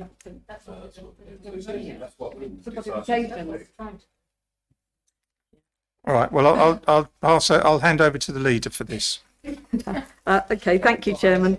Well, this report is about members' approval for the modifications. It's been through examination, and a bit like the Langford and Ulting, this is another part of the process we have to go to, and legally we have to do this. And therefore, the recommendations are that the examiner's modifications be agreed, and that subject to these modifications, the neighbourhood plan is determined to meet the basic conditions and other legislative requirements. That the draft decision statement attached to Appendix 2 be approved to be published on the Council's website, and the Great Totham Neighbourhood Plan be agreed as modified at Appendix 3, enabling it to proceed to a local referendum based on the boundary of Great Totham Neighbourhood Area as recommended by the examiner. Seconded, if you need one. Thank you, Councillor Thompson. Councillor Siddle. Thank you, Chairman. Yeah, I've obviously been involved. I'm not in Great Totham, but I've been involved with the group who created this plan, and it is an excellent plan. And the work that they put in is commendable. The examiner's modifications were quite minimal as well. So the work that they produced initially in producing the report has been excellent. And I really hope that the council can support this recommendation for Great Totham. Thank you. Thank you. Any other questions, members? Can we agree that by assent? Thank you very much. We move on now to agenda item 13, commercial options for Prince's Road. This is on... Sorry, it's 11. Okay. My numbers are incorrect. Okay. Commercial options for Prince's Road. And I must ask members who have received a workshop on this, just to warn you, please do not stray into areas of confidentiality. So the purpose of this report is to update members on the commercial options project for the council offices, Prince's Road, Maldon, and request approval for a feasibility study to be completed before recommendations come back to the council. Leader. Thank you very much, Chairman. Yes, this report really is all just seeking support to be given to feasibility study to be carried out. And that's illustrated very clearly within the recommendations. Little 1, that support be given to a feasibility study and associated work to further explore the options for a new office and potential development of the Prince's Road site, utilising one public estate funding at no cost to the authority. Little 2, that the corporate projects working group will have oversight of this project with a feasibility study coming back to the council later in the 2022-23 financial year. I think it might be helpful, Chairman. I believe we've got an officer here tonight to go through the report, and I think that would also help, bearing in mind your earlier statement, not stray into the areas of confidentiality. So the officer will do it in such a way that obviously the matters are ones that pertain to this report and not anything that's of sensitivities, Chairman. Thank you. Okay, thank you. I think it's Miss Wheatley. Could you please present the report? Thank you. Can I just check first of all if Mr Dodson wanted to say anything? Yes, thank you. I would like to say just a few words Mr. Dodson, of introduction. Thank you. This paper is a very simple paper seeking member support, as the leader said, to undertake a fully funded feasibility study to look at the options for the future of the council offices and the Prince's Road site. The study would enable members to make a fully informed decision regarding the offices once that study is complete and reported back to council. The study will answer members' questions on value of the site, various options for use of the site, and the options of any relocation of the offices. Those questions are not for now, though. but would be answered in the feasibility report, which will come back to council. But I'll hand over now to Hannah Wheatley, who'll give a bit more detail regarding the proposals. Thank you. Thank you, Hannah. Thank you, Chair, and good evening, members. Good evening. Following the Council's transformation programme and the shift to agile working, the majority of Council staff are now working in a hybrid way, with business critical staff having a full-time presence in the office. Staff use the office regularly to work collaboratively and support development through side-by-side coaching, training and team meetings. Essential face-to-face services continue to be provided on site for customers who are vulnerable or unable to access services online or by phone. With the continuation of hybrid working, Maldon District Council now only occupies around 30% of the existing council building. Maldon District Council is therefore reviewing the long-term sustainability and commercial viability of the main office at Princes Road. Members were invited to a briefing session prior to today's council meeting, where an initial analysis and options were presented by the project team. This report to council seeks member support for a feasibility review to now be undertaken to investigate these options and the associated costs in more detail. Picking up on a few questions raised today, the feasibility study will consider alternative uses for the existing council building. The project team will also follow the council's internal procurement process for securing paid services with external contractors. The council-led feasibility review is fully funded through money secured via the One Public Estate programme, and this will enable the project team to come back to council later in the financial year with fully costed recommendations for their consideration. Thank you. Thank you. Did you want to say any more, Leader, at all? Well, no, when you're opening up to questions, Chairman, Yes, I any do have questions, some questions. members? Councillor Lagan. I think this is exactly what's needed. Exactly what's needed. That we really need the detail. You can't make a decision without the detail, and the work that the officers have done and will do with this OPE money will give us the detail to make informed decisions. So I fully support this.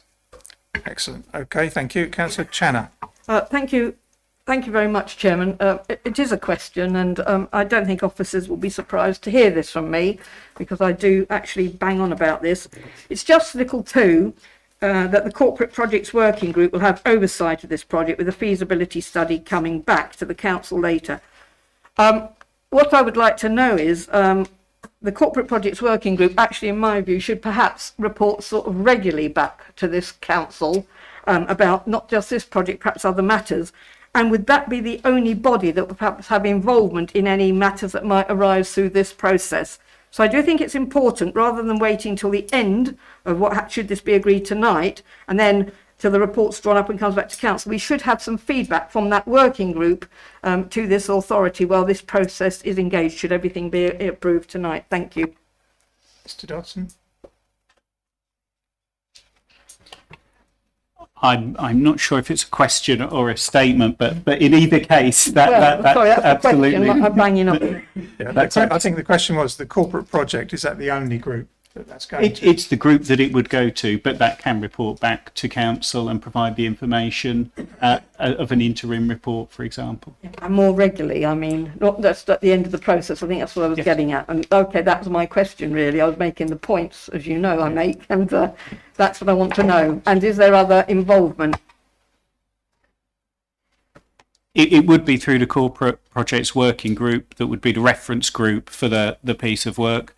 But yes, as outlined, that could report back and should report back into council as the parent committee as such of the working group. Okay, Councillor Bell. Thank you, Mr. Chairman. Just firstly, just trust this is a feasibility study and not a done deal. But I just want to say that the most important thing is the impact on our residents. I won't use the word customers because people don't have a choice unless they want to move. That's the most important thing. That's really what matters. So I would urge that any kind of thoughts, decisions really have our residents and accessibility for them in the forefront of the study. Thank you. I'm sure that will be the case. Councillor Fluker, did I see your hand? Yeah, thank you, Chairman. Right. Chairman, as far as recommendation Roman 2 is concerned, Chairman, although I wasn't a member of the working group, I was allowed to attend a meeting that was chaired by Councillor Siddle, and I can't find it. It's something to do with the LDP, wasn't it? And so, remember, what I wanted to know, Chairman, is will all members have access to this working group? Because we were allowed to listen in and with the permission of the Chairman, ask questions. I seem to remember after about my 6th one, I asked him for permission because I'd forgotten that I wasn't a member, and he graciously post-dated that request. So, Chairman, I'd like to know that. And also, look, this has been going on for, I don't know, 3.5 years. I remember when I mentioned this and it absolutely mortified Councillor Fleming. But here we are. And I know a lot's happened in the last 3 odd years, but nevertheless, councils like Thurrock have managed to deliver a new leisure centre, for example. So, Chairman, with regards to recommendation number 2, I really do think that we should tie ourselves down and we should have a timeline as to when we're going to come back. We've known about this course of action for some time. From my perspective and from my background, I don't think this first stage is that onerous. And I'm not going to say to you a particular time. So I'd really like to ask Miss Wheatley, perhaps, what she thinks is a reasonable length of time she needs to get back to council. So I think there's 2 proposals in there, Chairman. Okay, I think one of them was about members attending the access to the corporate projects working group, and the other one is about the frequency of reporting back. No, Chairman, I think I specifically want to know we need to have a timeline for this report to come back, otherwise I fear it's going to lag, Chairman. Okay. Mine was the reporting back, Chairman, regularly to this council as well. Could you help us out on that, Ms Wheatley? Yes, in terms of reporting back to council for the feasibility study, it does depend really on how many options we're going to be looking at as to how long that piece of work will take. We do actually have a project team meeting booked in for Monday next week, assuming that the feasibility is supported, whereby we'll be able to start scoping that piece of work, looking at who needs to be involved, where we do need to secure external support, to start to build in kind of robust costings to support the options and the recommendations that will be coming to members. So at this moment in time, I can't give a timescale, but I'm hopeful that once we've had those first couple of scoping meetings, then we'll be able to provide a timescale for when we hope to bring that data back. Okay, thank you. Councillor Thompson. Thank you, Chairman. Can I just ask Mrs Wheatley to confirm that the procurement of the feasibility study and whoever undertakes it, that will be done by our normal procurement processes, and that those people, that firm, team, whatever, will not be directly involved with in the development. It has to be totally independent, so there's no bias. I'm just checking because it's something that members have been talking about, so I'd appreciate an answer through you, Chairman. Okay, Ms Wheatley. Yes. You should be able to give Sorry. time. Please be quiet, thank you. I can't hear what the officer is saying. So this is a council-led feasibility study. So we have the one public estate funding to use as we see fit. We're looking to secure internal project management resource to lead this piece of work. Where we do go externally for contractors to support, say, quantity surveyors, or where we need to get that expertise brought in, it will be through our internal procurement process. For transparency, to make sure that we comply with internal policy. So that will all be done above board. Thank you, Chairman. Councillor White. Thank you, Mr. Chairman. This is a very simplified report to what we had at the working group, and without going into the confidential, the working report, the first thing was that it's not actually fully funded. We have to pay the £60,000 back if the development goes ahead. So let's get that quite clear. It's an outgoing cost. It's not free. Nothing's free. The second thing is, I think what Councillor Fluker said about access to the working group, I think this is vital. because this is a massive decision and I think that all members should have an input. Normally on the working group it's not that important. This one is absolutely vital for all members to be involved, so that's something I'd like to be looked at. Because the report we were given at the working group, it sounded like most of the work was going to be carried out by one organisation, as in Essex County Council. And we need to be more open-minded than that. We need to go out to the public facilities. I mean, it could just be valued simply by valuers and estate agents. You know, we need to simplify it so we get the most money that we can out of that that's invested. Can we be sure that it's going out to tender and that it is going to be not just passed on to another local authority? I don't know how that's going to be reported back, but it must be reported back to members. Because I am concerned that Essex Homes or Essex Housing or whoever they are going to run this show because they've helped procure the finances. So I need to be absolutely certain how this is going to happen. So if officers could tell me how that's going to happen. And as I say, I raised these questions today, and what came back in emails was totally different to what was reported at the working group. So I'm completely confused and would just like some clarification on those matters, please. So Leslie? Thank you. So I'll pick up the procurement side of it. So obviously we have the financial regulations, and within that we have the procurement set out within there. So it will follow that side of it to the constitution around that. Essex Housing have been involved in the product. They have not been paid for that, so they have not been procured, and they have through their one public estate capacity secured £80,000 of grant for us. Within that, what we'd expect to go forward is we look at the best approach for that and then go through the constitution and the financial procurement in accordance with that approved by council. Thank you. Councillor Keys. Oh, thank you, Chair. Can I confirm there'll be no cost to Maldon District Council for this? Will there be a cost? We'll be looking to use the grant for that. So at the moment, there would be no cost to the council. I think the report actually, I think the report outlines that we're going to use the grant for that. And then once the feasibility study has been completed and the decision comes back to council, the council can then vote whether to take it forward or not. If it does take it forward, then £60,000 of that grant is repayable. What can happen? Yes. To MDC, yep, that's right. Yep, so what would happen at the end of that feasibility, if we decided to go ahead, it would be £60,000 repayable for that grant, at which stage then we could look to tap into other grant sources of funding as well, which has been happened in the past to fund any capital development. All right, thank you, members. Councillor Siddle. Thank you, Chairman. One thing I would like to say is how good it has been to work with Essex Housing and Essex County Council, and they have provided their services for free. There haven't been charges in terms of how we work together. Now, if the feasibility study doesn't go ahead, then we don't pay that money back. If the feasibility study does go ahead, then we do pay that money back. But we will only go ahead if the project is feasible. And that's the crucial element, that it pays back. If it doesn't pay back, we're not going to go ahead with it. Now, I welcomed the attendance at the Corporate Working Governance Group.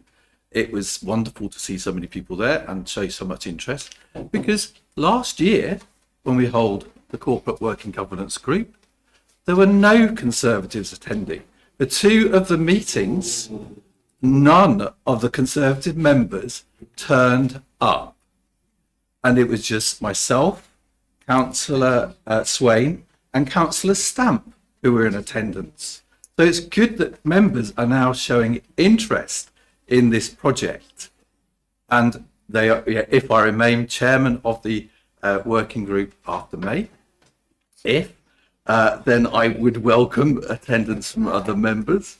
But it's really, really important. And it was a very disappointing thing that we didn't get that attendance from those members, because as we know, this project is really important to the council. And I remember 2 years ago, 3 years ago, having a conversation at this working group with Councillor Fluker. And at that particular time, I wasn't particularly keen on the proposal that came forward, and we had a good debate about that. But it is important to the council, and he's right in terms of it has been on the table for a while. It's good in a way that we did wait, because if we'd have redeveloped it now, we wouldn't have been taking into account the new working practices, and we'd have probably ended up with a building that was too large and unnecessary. We now need to come up with a building that is right for the council, right for the district, and right for our residents. And that's what I hope will happen. All right, thank you. Councillor Fluker. Yeah, thank you, Chairman. Look, I hear what the officer says about timelines, and I understand the pressure and everything else, but this is a very, very important project. This is our biggest asset. It's the biggest asset that is owned by the residents of this district. It's not ours, it's the residents. We've got to get this right, and we've got to act quickly, in my mind. Chairman, the next meeting of council is the 12th of May, I believe, which is the statutory annual meeting. So I'd like to put that to one side. I believe the next one, Chairman, is on the 6th of July. And I only know that, Chairman, it's 2 days before my birthday. But, Chairman, I would propose as recommendation 3 that from the 6th of July, the council meeting of the 6th of July, there is a standing item on the agenda of council whereby an update is given to council. And if there is no update, we can ask why, or the officers can explain why. We are going to be, we're getting towards the end of the administration now. We've got sort of 13 months left of the municipal period, I call it. So I really do think that's important, Chairman, because the reason for that, Chairman, it's not only to focus the members' mind, but to focus the officers as well. And of course, after this evening, there's going to be a huge amount of interest, as you know, with residents in the district, and they'll want to know.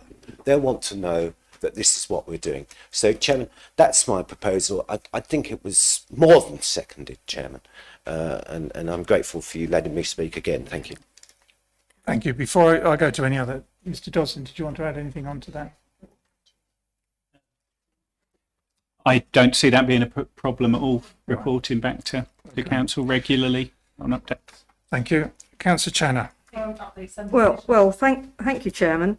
I agree with Councillor Lots, but actually that was the point. I would rather perhaps actually have something come back even at the statutory annual, because I think if there's going to be the meeting on the Monday, if this goes ahead, that Mrs. Wheatley's referred to, we've then got a good period of time, and I'd be very interested, as I'm sure other members would, because there would be undoubtedly a meeting of the corporate project working group. Yeah. And I think when Councillor Siddle spoke earlier, he referred to the corporate governance working group. So I'm beginning to think to myself, well, why wasn't I involved? And actually, I wasn't aware the corporate projects working group had been opened up to people. The local development plan had. So I think if anyone's going to be invited to working groups, I think all members should have that opportunity as well. But I would like to see actually something come back reporting through the corporate projects working group. They're bound to have met to council, which was the very point of what I was trying to make. We must have regular reporting on this should it proceed. So, Councillor Fluker, are you happy that we should have an interim report for the statutory annual? Councillor Chan, quite rightly asked for a report of the statutory annual, but I'm always mindful, Chairman, of how that meeting goes, and I'm also mindful of trying to cut the officers some slack initially to get this off the ground without tying themselves down. But the overall point that I was making, Chairman, whether it comes back at the statutory annual or the 6th of July, Chairman, is that it is then becomes a standing item on the agenda, and I think both the officers nodded in agreement, Chairman, and they're still nodding, I can see, but even without my spectacles, Chairman. So, thank you. Okay, right. So,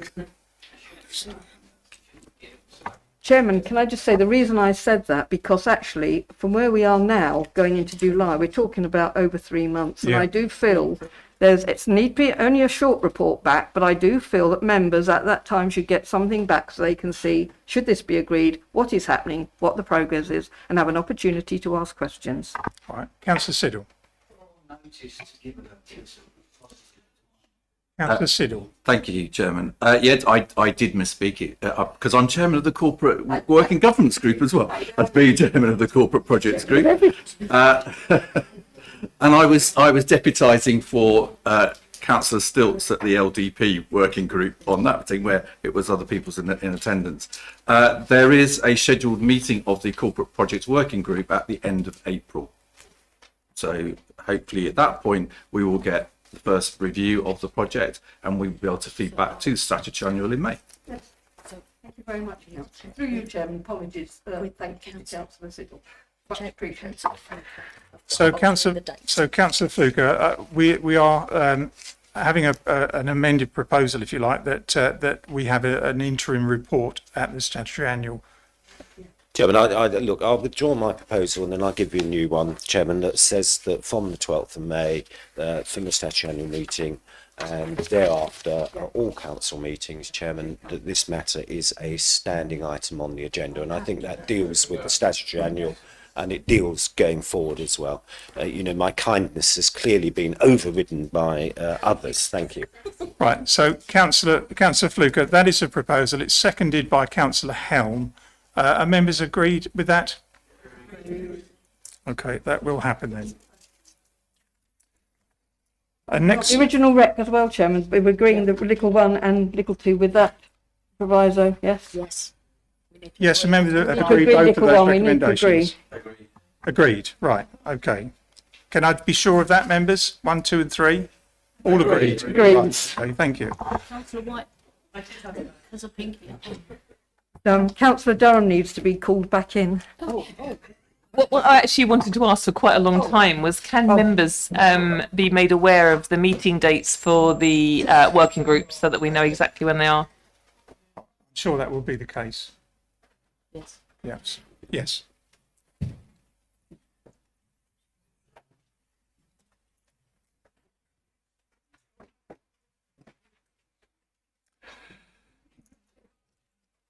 Right, the next item is Working question. groups are available on maldon.gov.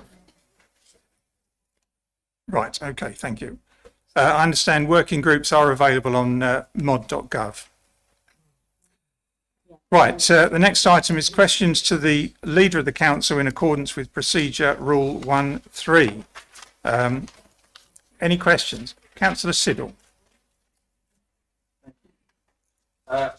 As Councillor Mays referred to earlier, one of the big problems for one of the big issues for the Maldon district is affordable housing. Ever since the sale of council houses, we know that the capital raised was not used to build new council houses, but was used to invest in other projects and not deliver on the need for truly affordable homes. Maldon District Council's policy on this matter has not been good, as Councillor Mays referred to earlier. The number of applicants on our register has doubled since the first lockdown and now stands at nearly 1,500 applicants. These are local families and people. We are receiving 100 new applications every month. Only on new builds can we restrict to our district, hence the desperate need to get schemes approved with affordable on them, as we can restrict them to properties up to the people of the district. When will the council introduce a strategy, which has never been in place under all previous administrations, to build and create truly affordable social housing, which is surely needed?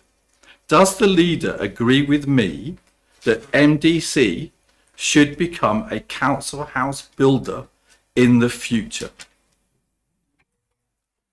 Leader. Thank you, Councillor Siddle, for that question. I may well do on that aspect, and as you'll be aware, I can't go into confidential business, as you'll be aware, you might be aware through the Corporate Project Working Group and elsewhere, what may be giving consideration to in terms of possibilities to be looking into the affordable housing. I would say through our local plan currently, which as we know is under review, we do try and get affordable housing. We have the percentages through the relevant districts, or if you like, allocations within the area of the district. So 30% might be in one area, But I do agree with you regarding affordable housing, hence why also we did, as you will know, bring in the commuted sums policy as well, which would enable, if we can't get the deliverability where we may want, the commuted sum could also help this council to deliver more affordable housing. So there are some schemes, as you'll be aware as you are the chairman of that working group, which I can't go into, about what the council's doing to bring forward possibilities of affordable housing, looking into that. And for the future, I would say I'm not necessarily against what you are saying. All councils, I am aware, are perhaps giving that some consideration, those that don't at the moment. But the fair answer to that is it would need looking into and all the details behind it and what it would truly mean.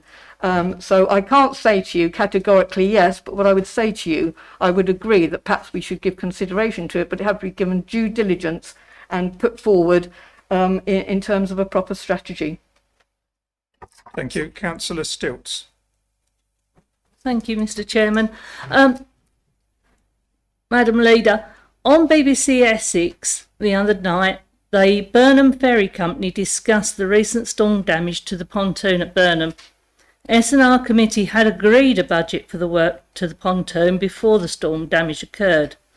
Can the leader reassure the council that work will commence on the pontoon and give a timeline for this? Also, can the leader explain why work has not yet commenced on the pontoon?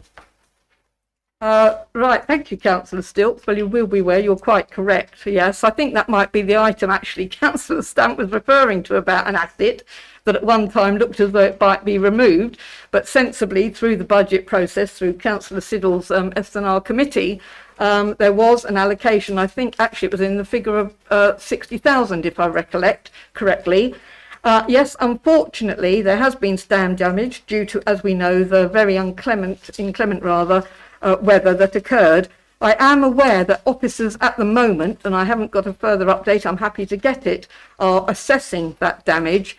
Therefore, I can't give you a timeline at this present time when that may go ahead. What I'm happy to do, though, is to get some further details from officers and give it in a written response to you and also this whole council. Thank you. Councillor Shaughnessy.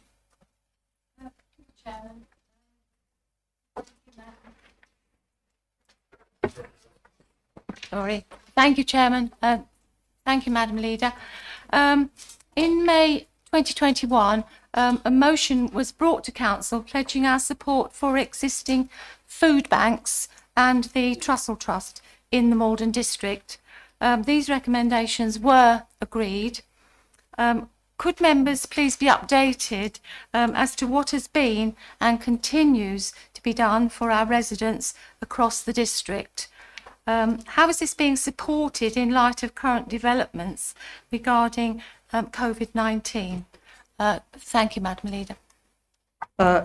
Thank you very much. Yes, I recall that recollection. In fact, I think at that time there was a motion on it to actually use this offices for a food bank, and that we established at the time there are various bodies, churches together.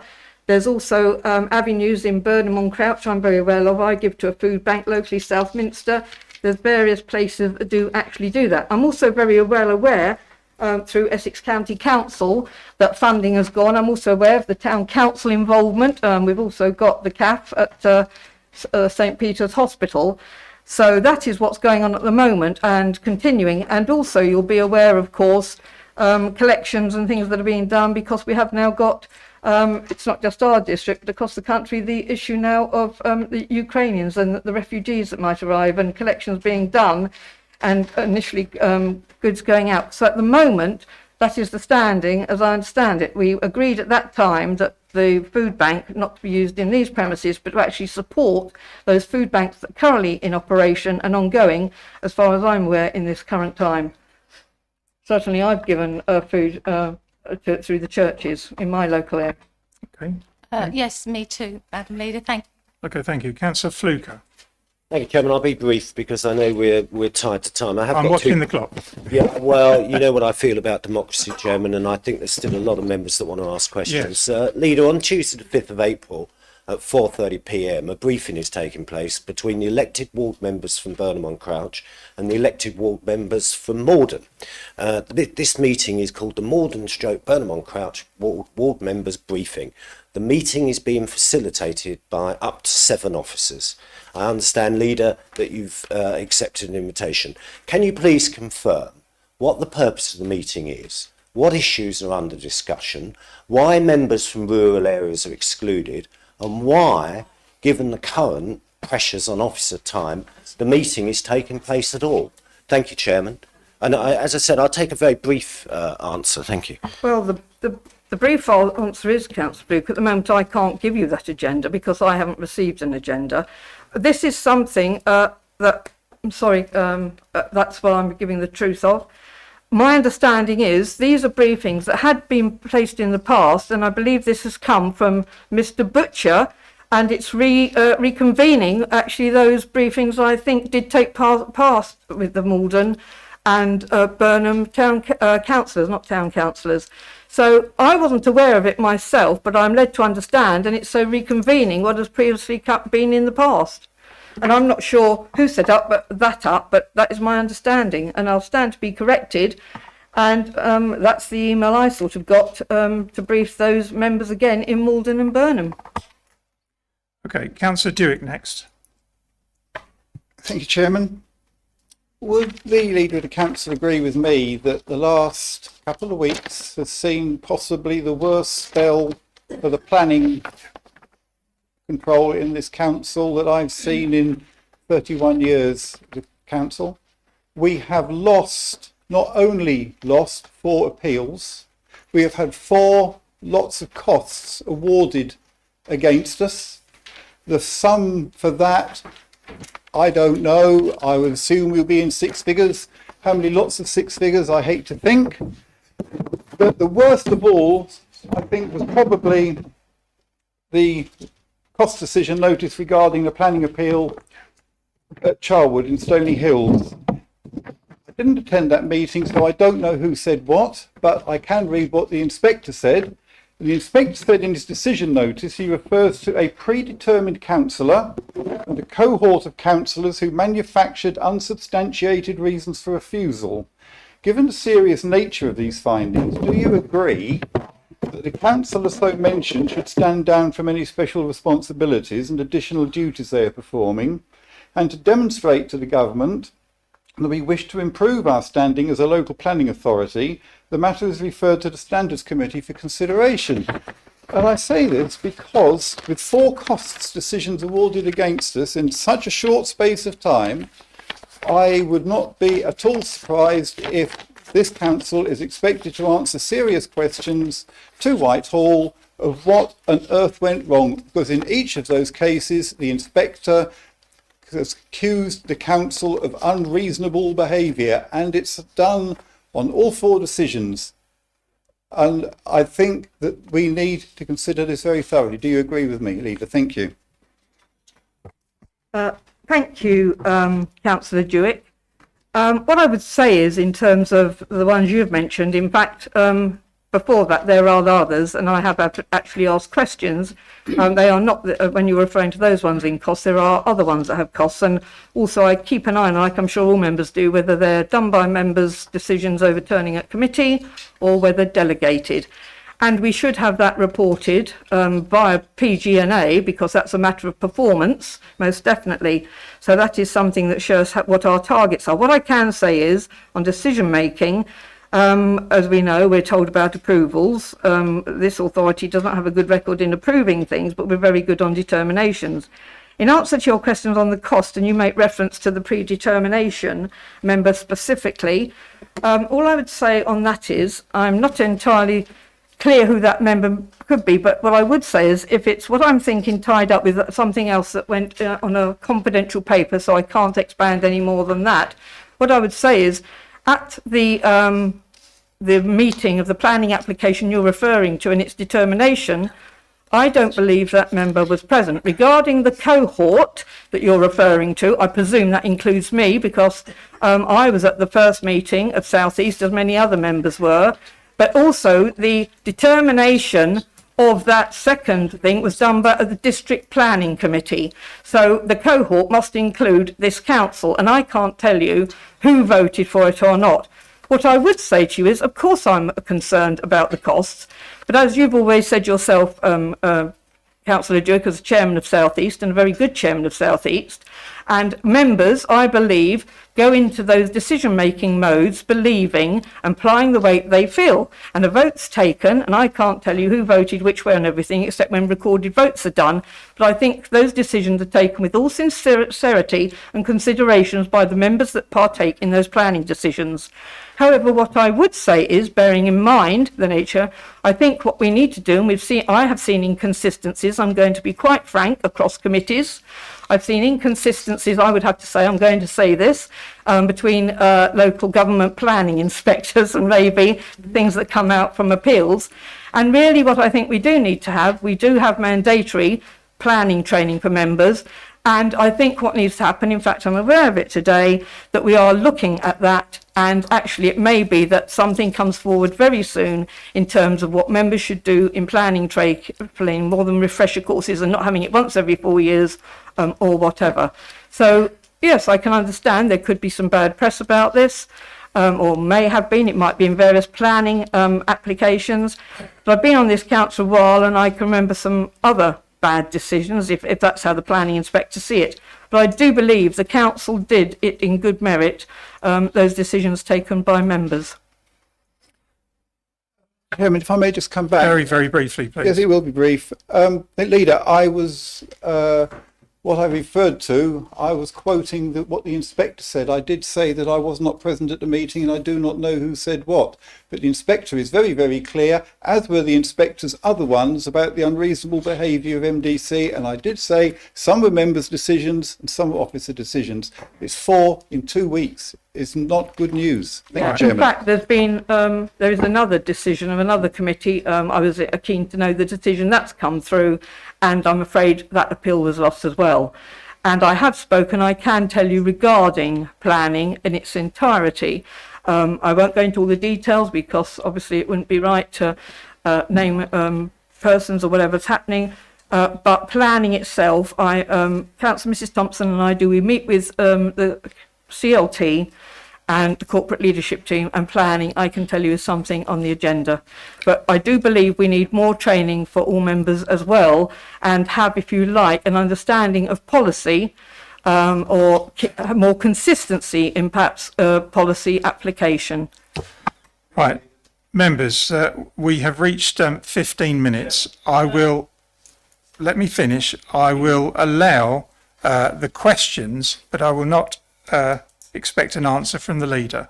So, Councillor Fleming, could you pose your question, please? Thank you. Actually, my question, Chair, wasn't to the leader. It was rewinding to Councillor Fluker's question about the meeting on Monday between the town councillors. As Mr Butcher is on the call, on the line, I'm interested to learn what the meeting's about. Thank you. Okay, thank you. Councillor Durham, your question. Thank you, Chairman, and for brevity to help, a simple answer, yes or no, is quite sufficient. Would the leader agree with me that the enforcement services of this authority recently have fallen below the standards which members can reasonably expect? Members may well have or will have received the enforcement report today. There is in 2 parts, one of cases closed, and there was the round total of 0 closed. No cases closed in the last quarter. The open cases now run to 315 pages on an average of 3 per page. That means there are nearly 1,000 cases open. So does the leader agree that we should be able to expect a better service from enforcement? Yes or no will do. Thank you. Chairman, may I answer that actually? You may if you wish, yes. Well, thank you, Councillor Durham, and yes, I will speak as well outside of this meeting. But what I would say about enforcement, as we know, and planning department as a whole, and certainly through COVID, we have been working with vacancies. I am aware officers and Mrs Wheatley informed me recently, members will recall during the budget process, in fact we had a mid-year, it wasn't this budget, but during a mid-year there was agreement to go out to get enforcement officers or advertise for enforcement officers because we have a new enforcement policy and we need to have the, if you like, the contingent up to that. Now, what I'm pleased to report is that there are 2 enforcement officers going to be joining us. I am aware there was, for some reason, a member of staff who may not have been able to be around all the while. I won't go into details of that. They are now with us. But what I would say is I agree with you totally, and hence the very reason I was one of those members who didn't wish to see the enforcement reports stop going to area committees. In fact, I was actually had other people, in fact, I've got a feeling, I won't name and shame, but it might be someone who might ask questions here tonight, that it wasn't to be. And then what was set up, I can tell you, and I was involved in that as well as other members, that actually it was agreed the area committees, the chairman of an area committee could call a meeting for enforcement matters only. And that could be held with enforcement staff, which gave members an opportunity, because no member has the right to make a decision or go to an office or tell an officer what to do on enforcement. It needs a matter of a committee. I would urge those committee chairmen to actually call perhaps a committee meeting so those enforcement cases can be looked at. But I am hoping, with the contingent coming up, with the 2 coming on board, and also the issue where a member of staff perhaps could not be available at all times, that we will see things improve. But I do agree with you, it needs to, and certainly when there's urgent enforcement cases, in my opinion, they need to be followed up urgently as well. Right, okay, I'm going to take 2 more questions. Sorry, can I just add to that? I know that Ovian Scrutiny actually, I think, are monitoring the enforcement situation as well. Right, okay, I'm not going to ask for any more responses. Councillor Mays, if you put your question, please. Question only. I'll give you the question, don't worry. Thank you, Mr. Chairman. Thank you, Madam Leader. I've received a number of complaints over the last few days from owners of residential caravan parks. Not that there are any in my ward. About non-compliance with their terms of their licence. Can members be informed of how compliance is monitored, how many complaints have been received by the council in relation to non-compliance, and what actions the council can take regarding non-compliance, given the struggle we already have with non-compliance within our planning framework? Thank you. I don't expect a response. Well, I'll answer it very, very quick. No, I don't want any response. I'm sorry. No, Councillor Fluker, your question only. I'll give a written response, Chairman. I'll be quick. Leader, you will have read the cost decisions notice in relation to land north of 16A Maldon Road. Will remember that the member's decision to refuse this application was against professional advice of the planning officers. In making his decision, the planning inspector states that the reason for refusal gets nowhere close to explaining why or how planning permission should be refused and is unreasonable. He also states that the proposal should not have been refused in the first place and should not have been actively defended on appeal. The costs against Councillor Fluker, this is really for a question. Okay, well, I'm getting to the question. So the costs, Chairman, I'll be at the question in 1 second. The costs are likely to be £300,000 against this council, £10,000 per household, £5,000 per resident. Given that this was a refusal, Leader, given that the refusal of this planning application was member-led, can you explain why no members gave evidence at the public inquiry, even though they were invited? And also, given the outcome of this and the fiscal effect on this authority, is it time that we should apologise to the residents, Chairman? Thank you. Well, I can answer one part of that. The rest. No, I'm sorry. I don't want any answers. No, I think it's important. I'm sorry. I do think it's important. One element. I am aware of members that may have wished to speak at that inquiry. Right. Okay. Councillor Helm, and then Councillor Stamp. That will be the last question. Mr. Chairman, if you remember at the football club Maldon, where I put a proposal to extend the question time longer than 15 minutes, or the 15 minutes be restricted to the questions, not the answers, and you have far exceeded this. What is going on? You're the chairman, or have you decided you're going to extend it? I am the chairman, and I'm trying to give members an opportunity to ask questions. I'm trying to cut this short by saying the responses will be given in written form. But I can close this, and members don't have the opportunity to put those questions. But the council refused my proposal. What is your question? I'm just asking why you're extending this, because this council refused my proposal to go over the 15 minutes. This is for questions to the leader, not to the chairman. Councillor. No, this was questions to the leader. Councillor Stamp. Thank you, Mr. Chairman. Chairman, would the leader agree with me, based on what Councillor Fluke has just said, that the damage was done when phase 1 was approved at 62, whatever Maldon Road, that's where I live, 62, isn't it? Sorry, Chairman, but the damage was done, so that's why the appeal was successful, because it was outside the development boundary. So would the leader agree with me that was where the damage was done? It wasn't part of the LDP. So you don't have to answer that, but would you agree with me that damage was done then? Right, okay. Councillor White, and that is the last question. Thank you, Mr. Chairman. I'm going to I don't expect an answer now. Mine are questions. Do some members being able to arrange meetings very easily? Does the leader agree with me that if members and members of the public ask for meetings with officers, that these are organised in a timely manner? Secondly, does the leader also agree that even if officers prefer home working, that they make a special effort to meet with and talk to members, including responding to emails? And the last one was, does the leader agree with me that ONS issues should be investigated by officers, and that officers should not decide that they do not wish to review the data, because that is part of the issue that I've raised with ONS, and it's come back, well, we don't want to look into that data. Okay, so members, for those of you who may wish to, please although we have it recorded, please send those questions to the leader and you will receive a written answer. I'm now going to move on to agenda item 15, business by reason of special circumstances considered by the chairman to be urgent. I have none. The next one is agenda item 14, exclusion of the public and press. This is to resolve that under section 100A(4) of the Local Government Act 1972, the public be excluded from the meeting for the following items of business on the grounds that they involve the likely disclosure of exempt information as defined in paragraph 3 of part 1 of schedule 12A of the Act, and that this satisfies the public interest test. Do I have a seconder? Yes. Councillor Thompson, thank you very much.